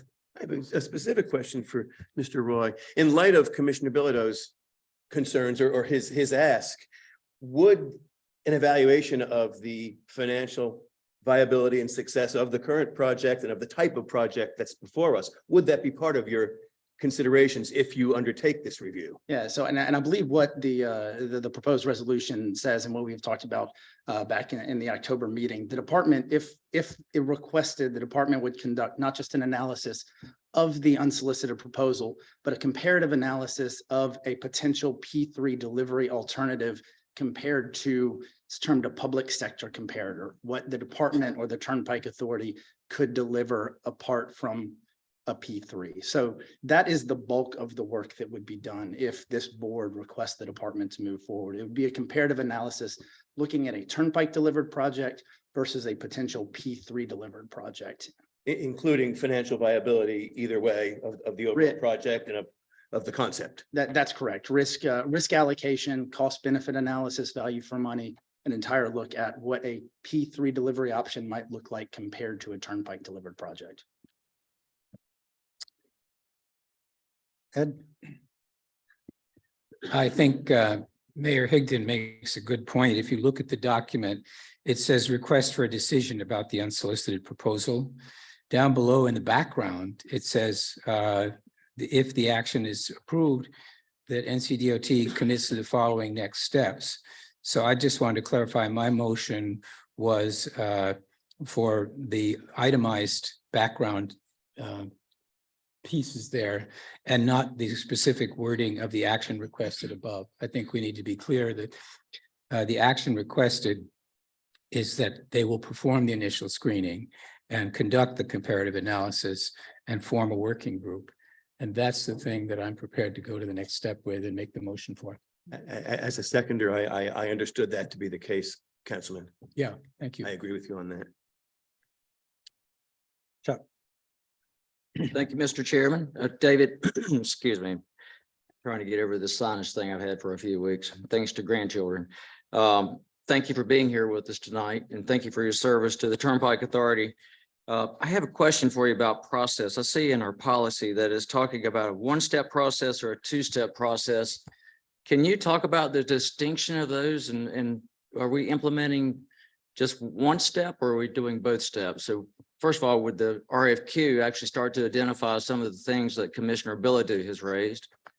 Would that come out during that RFQ process, or are we going directly to an RFP type? That's correct. The intent would be to issue a statement of qualifications, receive those qualifications, shortlist, and then move to an RFP. Okay, and thank you, Mr. Chairman. While I have the floor, I just wanted to say thank you for your dedication to actually putting so much time and energy into actually understanding how complicated of a decision this is tonight. As the former mayor of Cornelius, which I've told you before, I lived through that first decision to go forward with the managed lanes on 77. I do think our community has benefited from it, but I do also understand that there were mistakes made along the way. Part of it was the lack of public discussion and actually putting this out before all of our constituents and actually encouraging conversations like this. What I really appreciate tonight is that we had three speakers that represented three different segments that I think really can be impacted by this. One, a realtor and a development community person speaking. We had a large business owner that employs thousands of people in our community. And then to have a partner from across the state line come and speak. And really what they all said consistently was, please move forward and gather more information. The thing that we heard tonight from Rob, which I appreciate Rob saying this tonight, is that we didn't have enough information to actually make a decision about a $6.5 million decision. It's really about information. And without having the information, you really can't make the decision in a competent way, whether we should move forward with a P3 partner or without a P3 partner. So this is what I'm encouraging you tonight, is to think of it as gathering information so that you as an elected person can represent your community the best and make the best decision moving forward. Thank you, Mr. Chair. Thank you. Rob. Thank you, Mr. Chair. Just to point of clarification on page 12 of the document provided to us by the chair. It does say, by virtue of providing an unsolicited proposal, the proposer will be included on the list of shortlisted proposers. So that is, in a sense, what Mayor Hegnan was saying. I mean, that's a free pass to the, we'll go back to the basketball analogy, the Final Four. I mean, that's right there in the black and white of the document that we've been given. So to say that they're not shortlisted is either inaccurate or this document is out of date and needs to be updated. I'd also like just to point out, we did hear from a developer saying they like to see more the managed lanes. We call them managed lanes. We heard from a company that lies both in South Carolina and North Carolina. Another one has some headquarters up here. What we haven't heard from is South Carolina. I mean, are they going to have a managed lane project at the border that connects it to make it easier to get over to Carowinds? Because I go down there, not to Carowinds, but to Frugal. And I mean, it's still on a Saturday or any day of the week. You go down there, it's tough getting off that exit. And it's more difficult coming back up north, managing over in that roadway. And I did work down in further down in South Carolina and Richburg for a number of years. And coming home at night or in the morning, because it was swing shift type work, I backed up more so in South Carolina than I did in North Carolina. Yeah, so if we're gonna talk about potential partners, I think maybe NCDOT should grab CDOT or SDOT, whatever they call themselves down there, and say, hey, are you guys on board with this too? Because this is gonna impact you as much as it's gonna impact us. You know, and I appreciate the business owners coming and talking and speaking to us. I think that's important that we have individuals from our business community on these subjects. But I also, and I would say to them, talk to your hourly workers.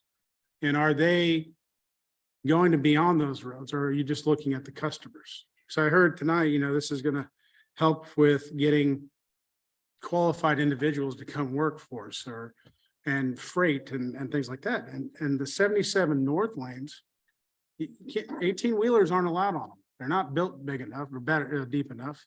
They're not being utilized by freight. So we're not moving freight up and down these toll roads or managed lanes. So it's not going to impact your business that way. I do, and just to be clear, I do agree. Gathering more information is excellent. We have to, we need it. But there, you know, there is, and I hate to say it, Chair Pappas, there's history, and history is hard to forget. You know, if I took my car to a mechanic and they didn't fix it right, I would be reluctant to go back to that mechanic again, even if my best friend said, you know what, they've gotten better. Didn't do it right the first time, I would be reluctant. Thank you. You're welcome. Well, I just want to make sure again that we're all on the same page when we understand what shortlisted is. I hear that, and I want to make sure that we understand that shortlist, as Mr. Roy said, is not a place of advantage. It's a place on a list.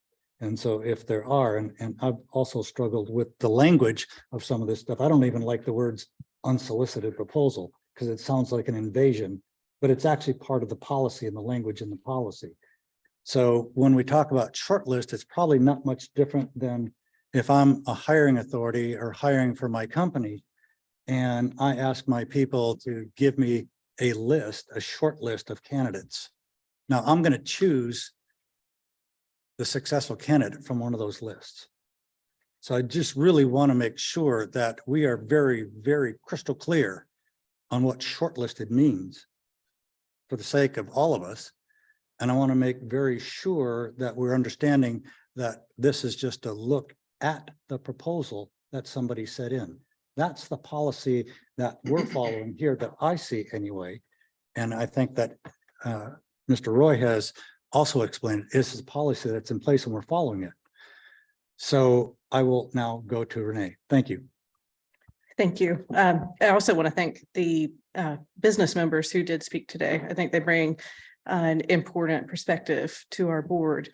I hope that they too will go to the legislature and talk to the General Assembly and see if we can get maybe a different starting point on this conversation where we can be productive outside of this public-private partnership. I think that I'll speak for myself and my feelings through this whole process and say that as we've been speaking against working through a public-private partnership, we have also been asking to talk to the Turnpike Authority about finding ways of moving forward. And I haven't seen any movement with that. I've just seen movement here with the public-private partnership. I don't think shortlisted is the word, the sticking point for me, or the word that I keep going back to. You said that the public-private partnership proposal sets the terms of what we'll be looking at.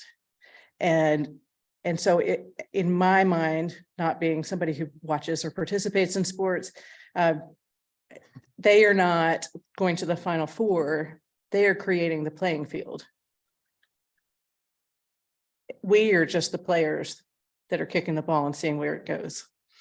And speaking to the point of managed lanes, I do want to touch on that a little bit. I-77 has a history. It was created as part of an Eisenhower program, written into that program. And this is why I keep asking about environmental justice, was a purpose of removing blight from urban areas.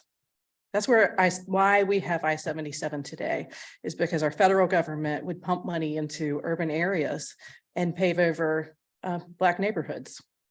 And we still see the residue of that today. If you look at the Mecklenburg County Quality of Life Explorer, you see that some of the poorest areas in Mecklenburg County are along I-77.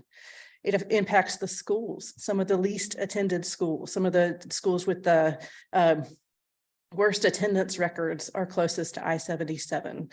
We are not serving the people who live along I-77 by looking at this proposal. When we look at public-private partnerships, we are looking at a toll rate 4 times the amount of what the Turnpike Authority charges. I don't live along I-77. I live in Matthews, and my husband commutes to Troutman every day, or every other day, I should say. If we could afford the toll lanes on 77, we would pay $300 a month out of our paycheck. That's a choice between our grocery bill or him getting to work. That's what we were talking about. Entering into steering our van towards this public-private partnership is making it more expensive for the workers at the bottom end of the wages to make it to these jobs that are vital to our economic prosperity of Mecklenburg County. So those are the points that I am concentrating on.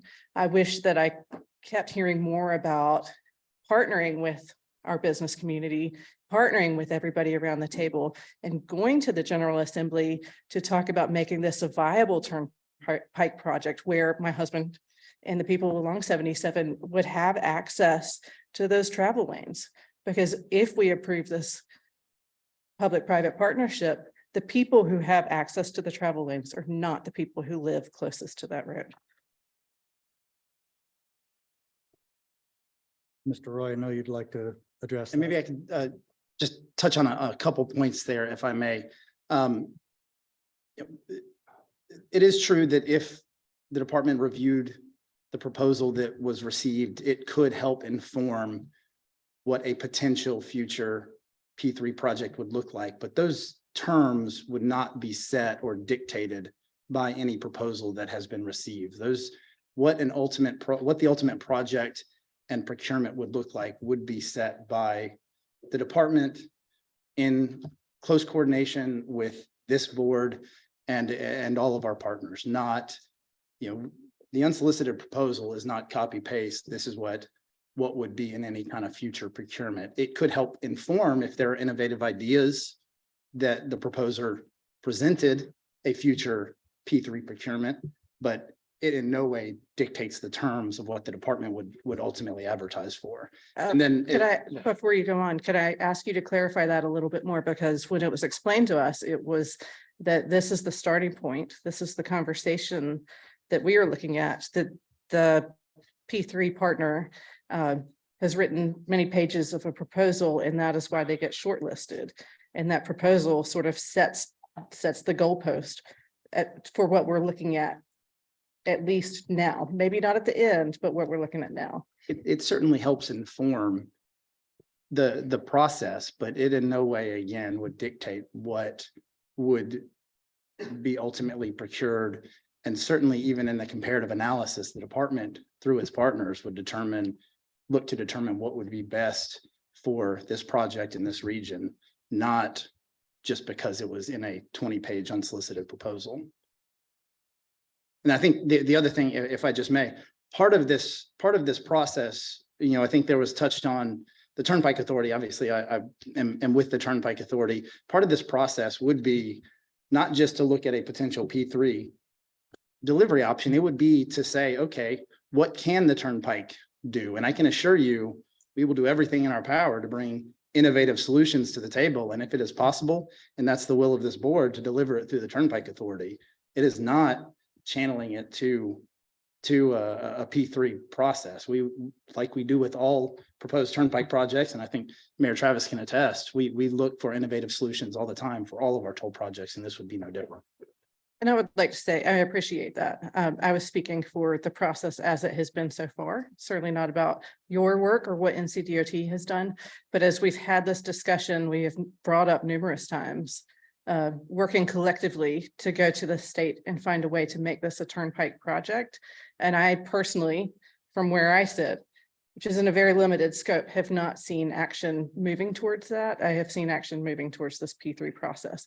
So that it was in no way to slight you or what you were saying today. It was, And certainly the P3 discussion has brought this in front of this board and to the forefront, but a lot of work has been going on and continues to go on behind the scenes to deliver this project. Right now, it is U5718. It is a tolled managed lanes project, and we're approaching it as such. thank you. I appreciate that. But I would like to continue to urge this board to push more aggressively to turn it away from a P3 project and see what we can do to make it a turnpike project so that it remains an affordable, viable option for many people, not just the top wage earners in the area. Comment? So for one, I think that's an extremely difficult path. I mean, we have an STI, we have the STIPs, we have laws that were passed to govern, and what that would mean is we're going in and saying, please set that aside and send some more money to Charlotte. And frankly, as a representative of Charlotte in Raleigh, I think that's a difficult question to ask. But the other thing I wanted to clarify is the managed lane structure creates a new revenue source, which is optional. So the people who choose to use it go there, they pay. That frees up $2 billion from our highway fund. That's money that can either go back to taxpayers or more likely it will get diverted to other uses. So it's not like a double count or anything like that. And also the people who choose to use the managed lanes free up capacity on the free lanes and make life a little easier for the people who are there. So everybody participates in the benefits from it. But the notion that you're creating a new revenue stream from people who choose to pay is essentially what this is all about. Because if we go back and say, hey, please relax the corridor cap or find some other money, you're going to create chaos in the state's highway funding. I think there's already chaos on the state's highway funding. I don't disagree with that. You know, I also think we were sitting at a table full of determined people that could find a way to make something that makes a little more sense to me. I understand that we'll disagree on it. This is my point. This is my place to say my opinion on it. My catching point here is that as a turnpike project, it would be significantly more affordable to a greater amount of people in the community to use a managed lane than it is as a public-private partnership project. Right now, and with the company that has brought it to us, the money is going back to Spain. It's not staying here with us. I think, you know, that continues to be my sticking point, is that as a turnpike project, it serves the public in a wider capacity than it does as a private project.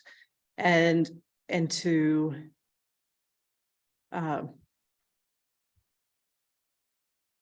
increase the cost of transportation for a corridor, for one of the poorest corridors in Mecklenburg County, does not serve the people who need to get to work at minimum wage jobs. And those are the people that are working at Starbucks in Huntersville or Starbucks in Matthews for that reason. You know, my husband works for Lowe's and we love Lowe's and I would not change that for anything.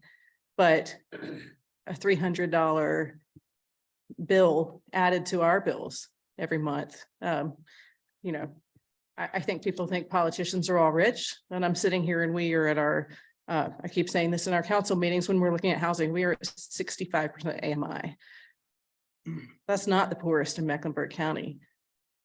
The poorest in Mecklenburg County, $300 a month, you know, is could be an entire paycheck. I mean, it's, you know, that's a significant amount. And that's, I think in my heart, that's where our consideration should be. Okay, we'll stay focused on that. I saw Chuck's hand up first, so I'm going to go over there. Then I'll go up to James up there. Thank you, Mr. Chairman. Renee, I appreciate your perspective. I really do. But the thing that you have to add into that is the corridor cap discussion and how long that would extend this entire project out for X number of years. And so, David, I don't know if you want to talk about the corridor cap and what the impact of that will be for this entire project versus if it's a P3 project, it's a project that's undertaken all at one time from a, I mean, I for one don't need to hear that. We've heard this a but number it's of but it's a times. real thing. It's I a know, real- I understand that. I do. We just keep moving forward with this P3 without the same parallel amount of energy. I'm not into- saying you're wrong. I'm Okay. just saying that it has to be a part of the conversation. And it can be. I am personally saying, I wish we were putting as much energy into looking into other approaches as we are partnering with this company Don't disagree. that's based in Spain, that's based in Spain. Okay. I'm going to move up to James. Call for question.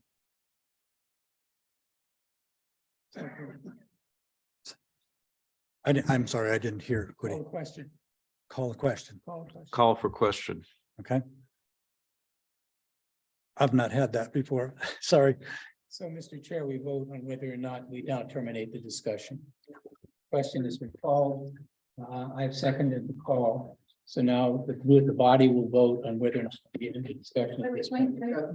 Yeah, Mr. Chair, I'm sorry, the motions. Had my hand up. I have not had an Right, opportunity to and speak. like I say, I don't know that I would do that right now since I have some comment requests here and Mayor Knox as well. Let me drop back before we go that. Can we back out of that? Is that? your- Sir, the idea about calling the question is, yes, there are more people who want to speak. Somebody suggests that we've probably discussed it enough. So the group decides whether or not we continue the discussion or and by a majority vote. And I think a simple majority on this one. Okay, So if I may. You may, suggest, absolutely. yeah, That's fine. to suggest it. So the question has been called, and therefore could the group, if you agree to stop this discussion at this point, raise your hand. And if you don't agree and you feel that we should hear more comments, don't raise your hand. Everybody clear? So, Clear enough for us? okay, I think that's pretty clear. So let's continue. All right. Thank you. Rusty, please go. So I've heard a lot of stuff tonight and I've just kind of made some notes. When you talk about each solicitation and how it's treated, as far as the financial implications to the state, as far as environmental impacts, as far as contributing to quality of life, as far as the financial stability of the solicitor. We know a lot of history there. We've heard about fair and open process. And I'll go back to the basketball analogy if we want to go Final Four. The last time around, I believe we did an RFP and we had one vendor, one proposal. And so we handed the trophy to that vendor that day. This time, we've got an unsolicited proposal from the same vendor, and I will put my money on Final Four being this is the only vendor that comes to the table at the end of the day when an RFP is let. I look at this, as Renee said, about the fact that this is a foreign entity. What kind of contribution is there made to the state? I've brought up several times the corridor cap, which is bothersome for me. I would like to say I understand it. I don't. And I don't know that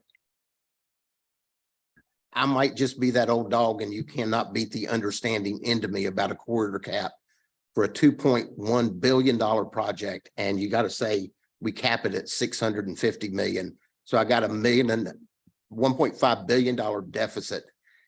And based on the current funding model the state has, the only way we can do this project, I'm not denying we need this. The only way we can do it is on a P3. Getting more information, we don't need more information. We have the information. You can see it physically if you want to go out there.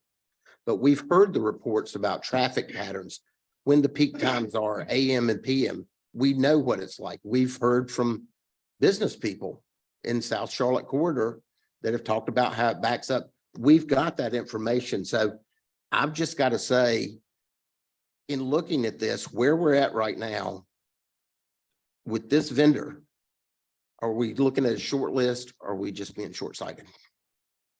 That's it. Vice Chair. Thank you, Chair Pappas. Just to comment on Councilmember Garner's questions and of, do we want to go to we need to go to Raleigh and continue to ask for money. I agree.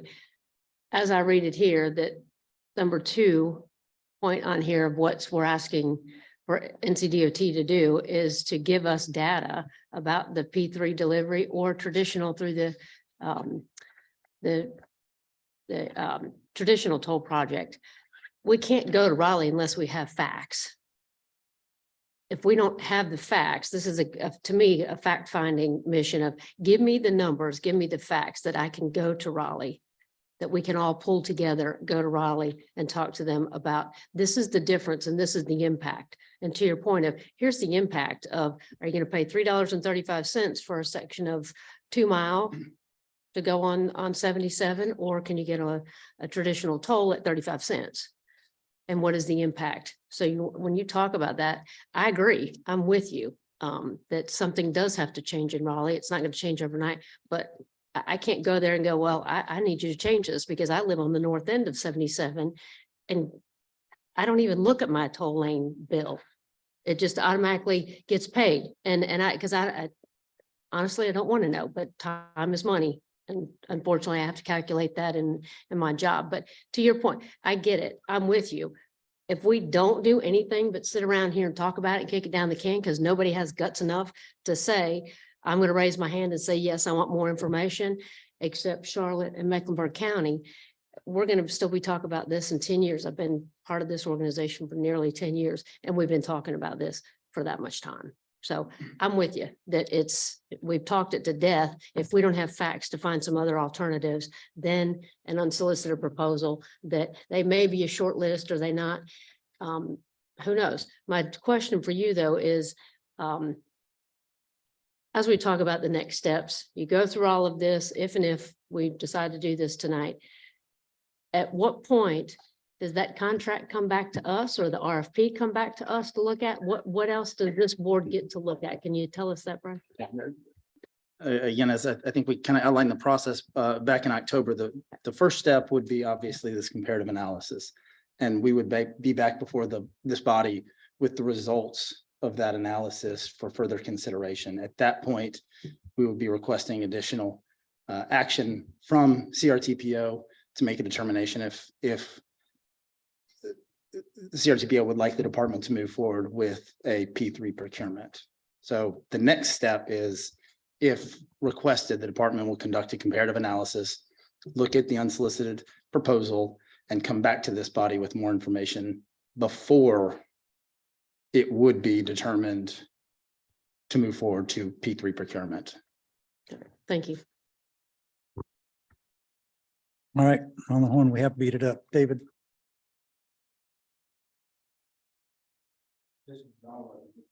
Smart people in the room, so I'm learning. I actually come here, I didn't know how I'd vote on this. Really, I didn't. And I think there's probably some other people in the room that might have come here thinking the same thing. How are we going to vote on this? And I listen, and I'm kind of glad we carried on this conversation because it showed me that people here in the room were interested in listening to more about what you got to say. I kind of feel like what we do here is we kind of represent the CRTP. We kind of want to do what's good. And I come here with wanting to vote for this. But I hear the facts, and something that John had said in a meeting several months ago is that the toll roads and my son lives up on exit 28, and I live right off the toll road. The Monroe bypass runs right through my neighborhood, and I can get on that for about what it costs to go one exit on on 77. And I think about that a lot. And I actually go down 77 when I'm working. And when I'm working, I don't think about it so much because my company pays for the toll. So I kind of do it and move on. But if I had to pay for that every day, you're talking, like you say, $300. That's a lot of money for someone to think. And then Mr. Diggs had said in the last meeting that you sit in that traffic and you sit there and you want to go because, listen, I travel. So if you're traveling a long way, I could travel from Atlanta and come to Charlotte, and I've been driving for 3.5, 4 hours, and I sit in Charlotte traffic for another hour and a half or an hour. I'm going to probably, I'm going to try to pay and just go because I want to get home and see my family. But I'm actually really torn between what's the right thing to do. And I guess my question is if we do go ahead with this process and vote yes on it, and I agree, how do we put pressure? Because we should do all we can do to not have a private company in Spain that we're paying 200% more to drive on that road. I like the idea. I like the idea when you go and you throw a quarter. Remember when we threw a quarter in the basket, or we move on, or even if you threw $1 in the basket now, or $1.50 in the basket, or I know we don't use baskets anymore, but it shows my age, I guess. But anyway, it's a tough decision, and I'd like to see us, if we vote yes on it, really put you, and something Ms. Quarles said, we need the facts. Why don't we take these facts and really push our legislature in Raleigh? These are the facts. The facts are, you're very correct. I grew up in Charlotte. I know the schools. I played football at those schools and stuff that you go down 77. I grew up in West Charlotte. So I know all those.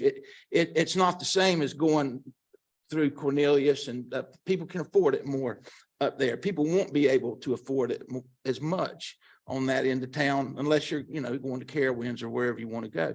So it's a tough decision. It really is. But I would love to see us, if we do vote yes, and I want to vote yes for it, but I also want us to put a lot of pressure on our legislature, because it's just not right. It's not right that we have to pay that.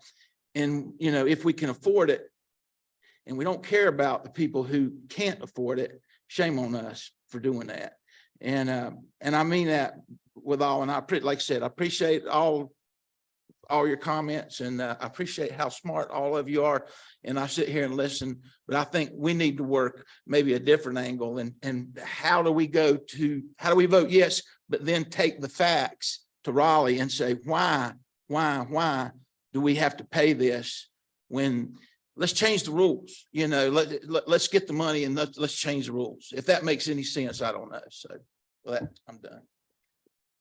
I've got an additional comment as I'm listening to the comments as well. I mean, I don't want it to be confused here, the difference between a toll lane that everybody who gets on that roadway pays versus a managed lane, which those who choose to use that lane, they're the ones that pay. Well, I understand that. I do understand the difference. And in I do lane want to and make toll lane, that but clear for everybody. And I'm sorry if I did confuse that, but again, the money is what I was talking about more so than anything else. And I think, invalid point. I mean, a lot of people that come to me say, well, I don't want toll lanes. Well, it's not a toll lane. I think when you go to like Virginia or something, you pay a toll lane, you will not get beyond that gate until you pay that toll. You don't have another choice. And I want to make sure that everybody understands this is choice. But how many people would have actually been in favor of it if they knew that they were going to pay $4 to go one exit on 77 North? I mean, I think that was kind of unimaginable. Maybe I'm wrong. No, we knew. Yeah, it was clearly talked about the cost of utilizing the managed lanes.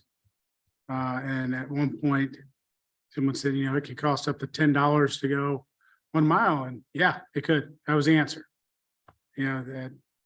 So, but I do have to say, Mr. Cohn, you are right. Cornelius can't afford it. Just kidding. Ed, you had a comment again. I just wanted to echo what you said, Mr. Chair. You don't have to pay anything.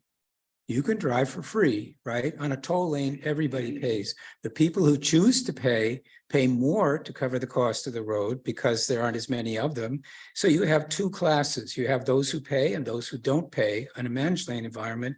On a toll environment, everybody pays. And because everybody pays, the number can be smaller that everybody has to pay than the amount that's payable by the people that choose.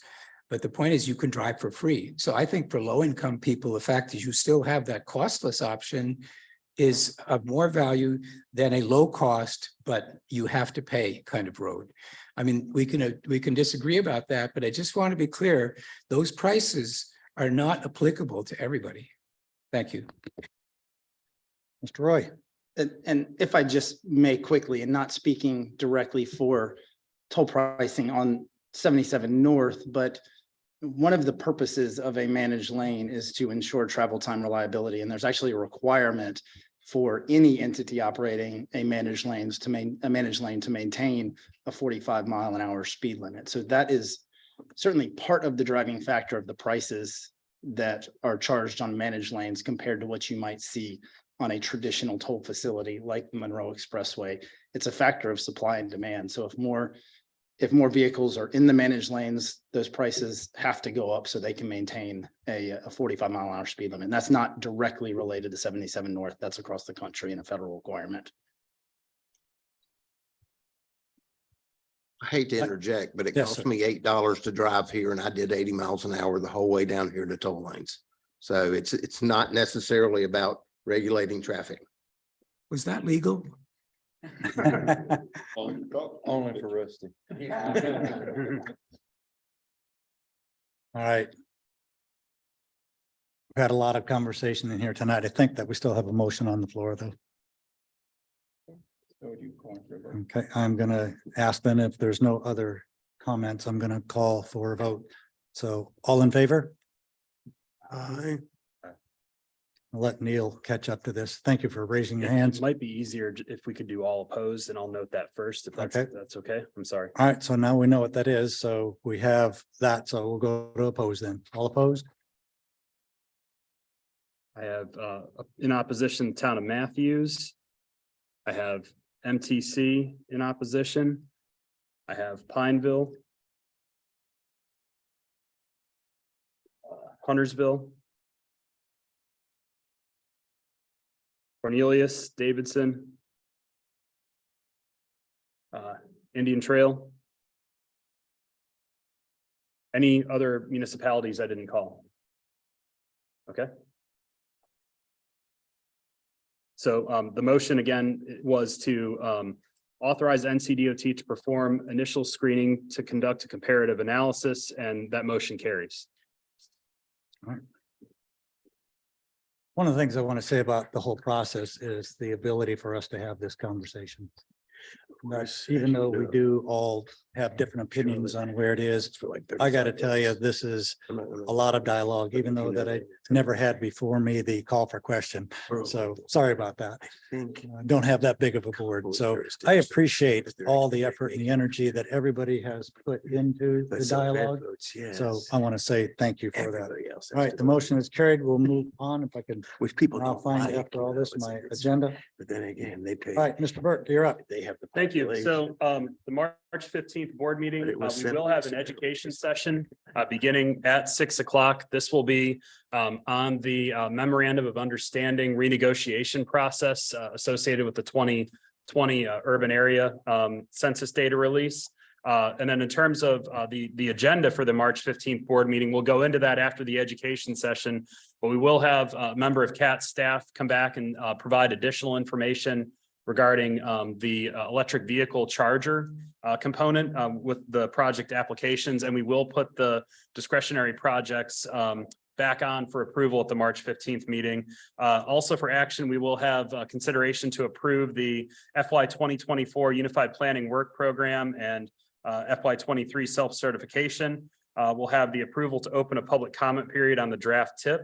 And then we'll have the approval of the formation of the CRTPO Transit Providers Working Group. And then just a few upcoming issues to make everyone aware of. You all should have received an electronic e-blast invitation from me to attend the CRTPO celebration on March 15th. This will be before the board meeting starts at 6 o'clock.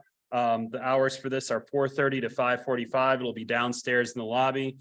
Purpose again is to celebrate all of your service on the board, but also as well as your jurisdiction's commitment to the CRTPO in our planning efforts over the past several years. So again, March 15th, please RSVP by clicking the link for the CRTPO celebration. And then annual street cleanup event this spring. Augustine Rodriguez sent a doodle poll last week. If you'd like to join us, please indicate your availability by completing the doodle poll. And then last reminder is the ethics filing for statements of economic interest and real estate disclosure must be filed by all voting members by April 17th.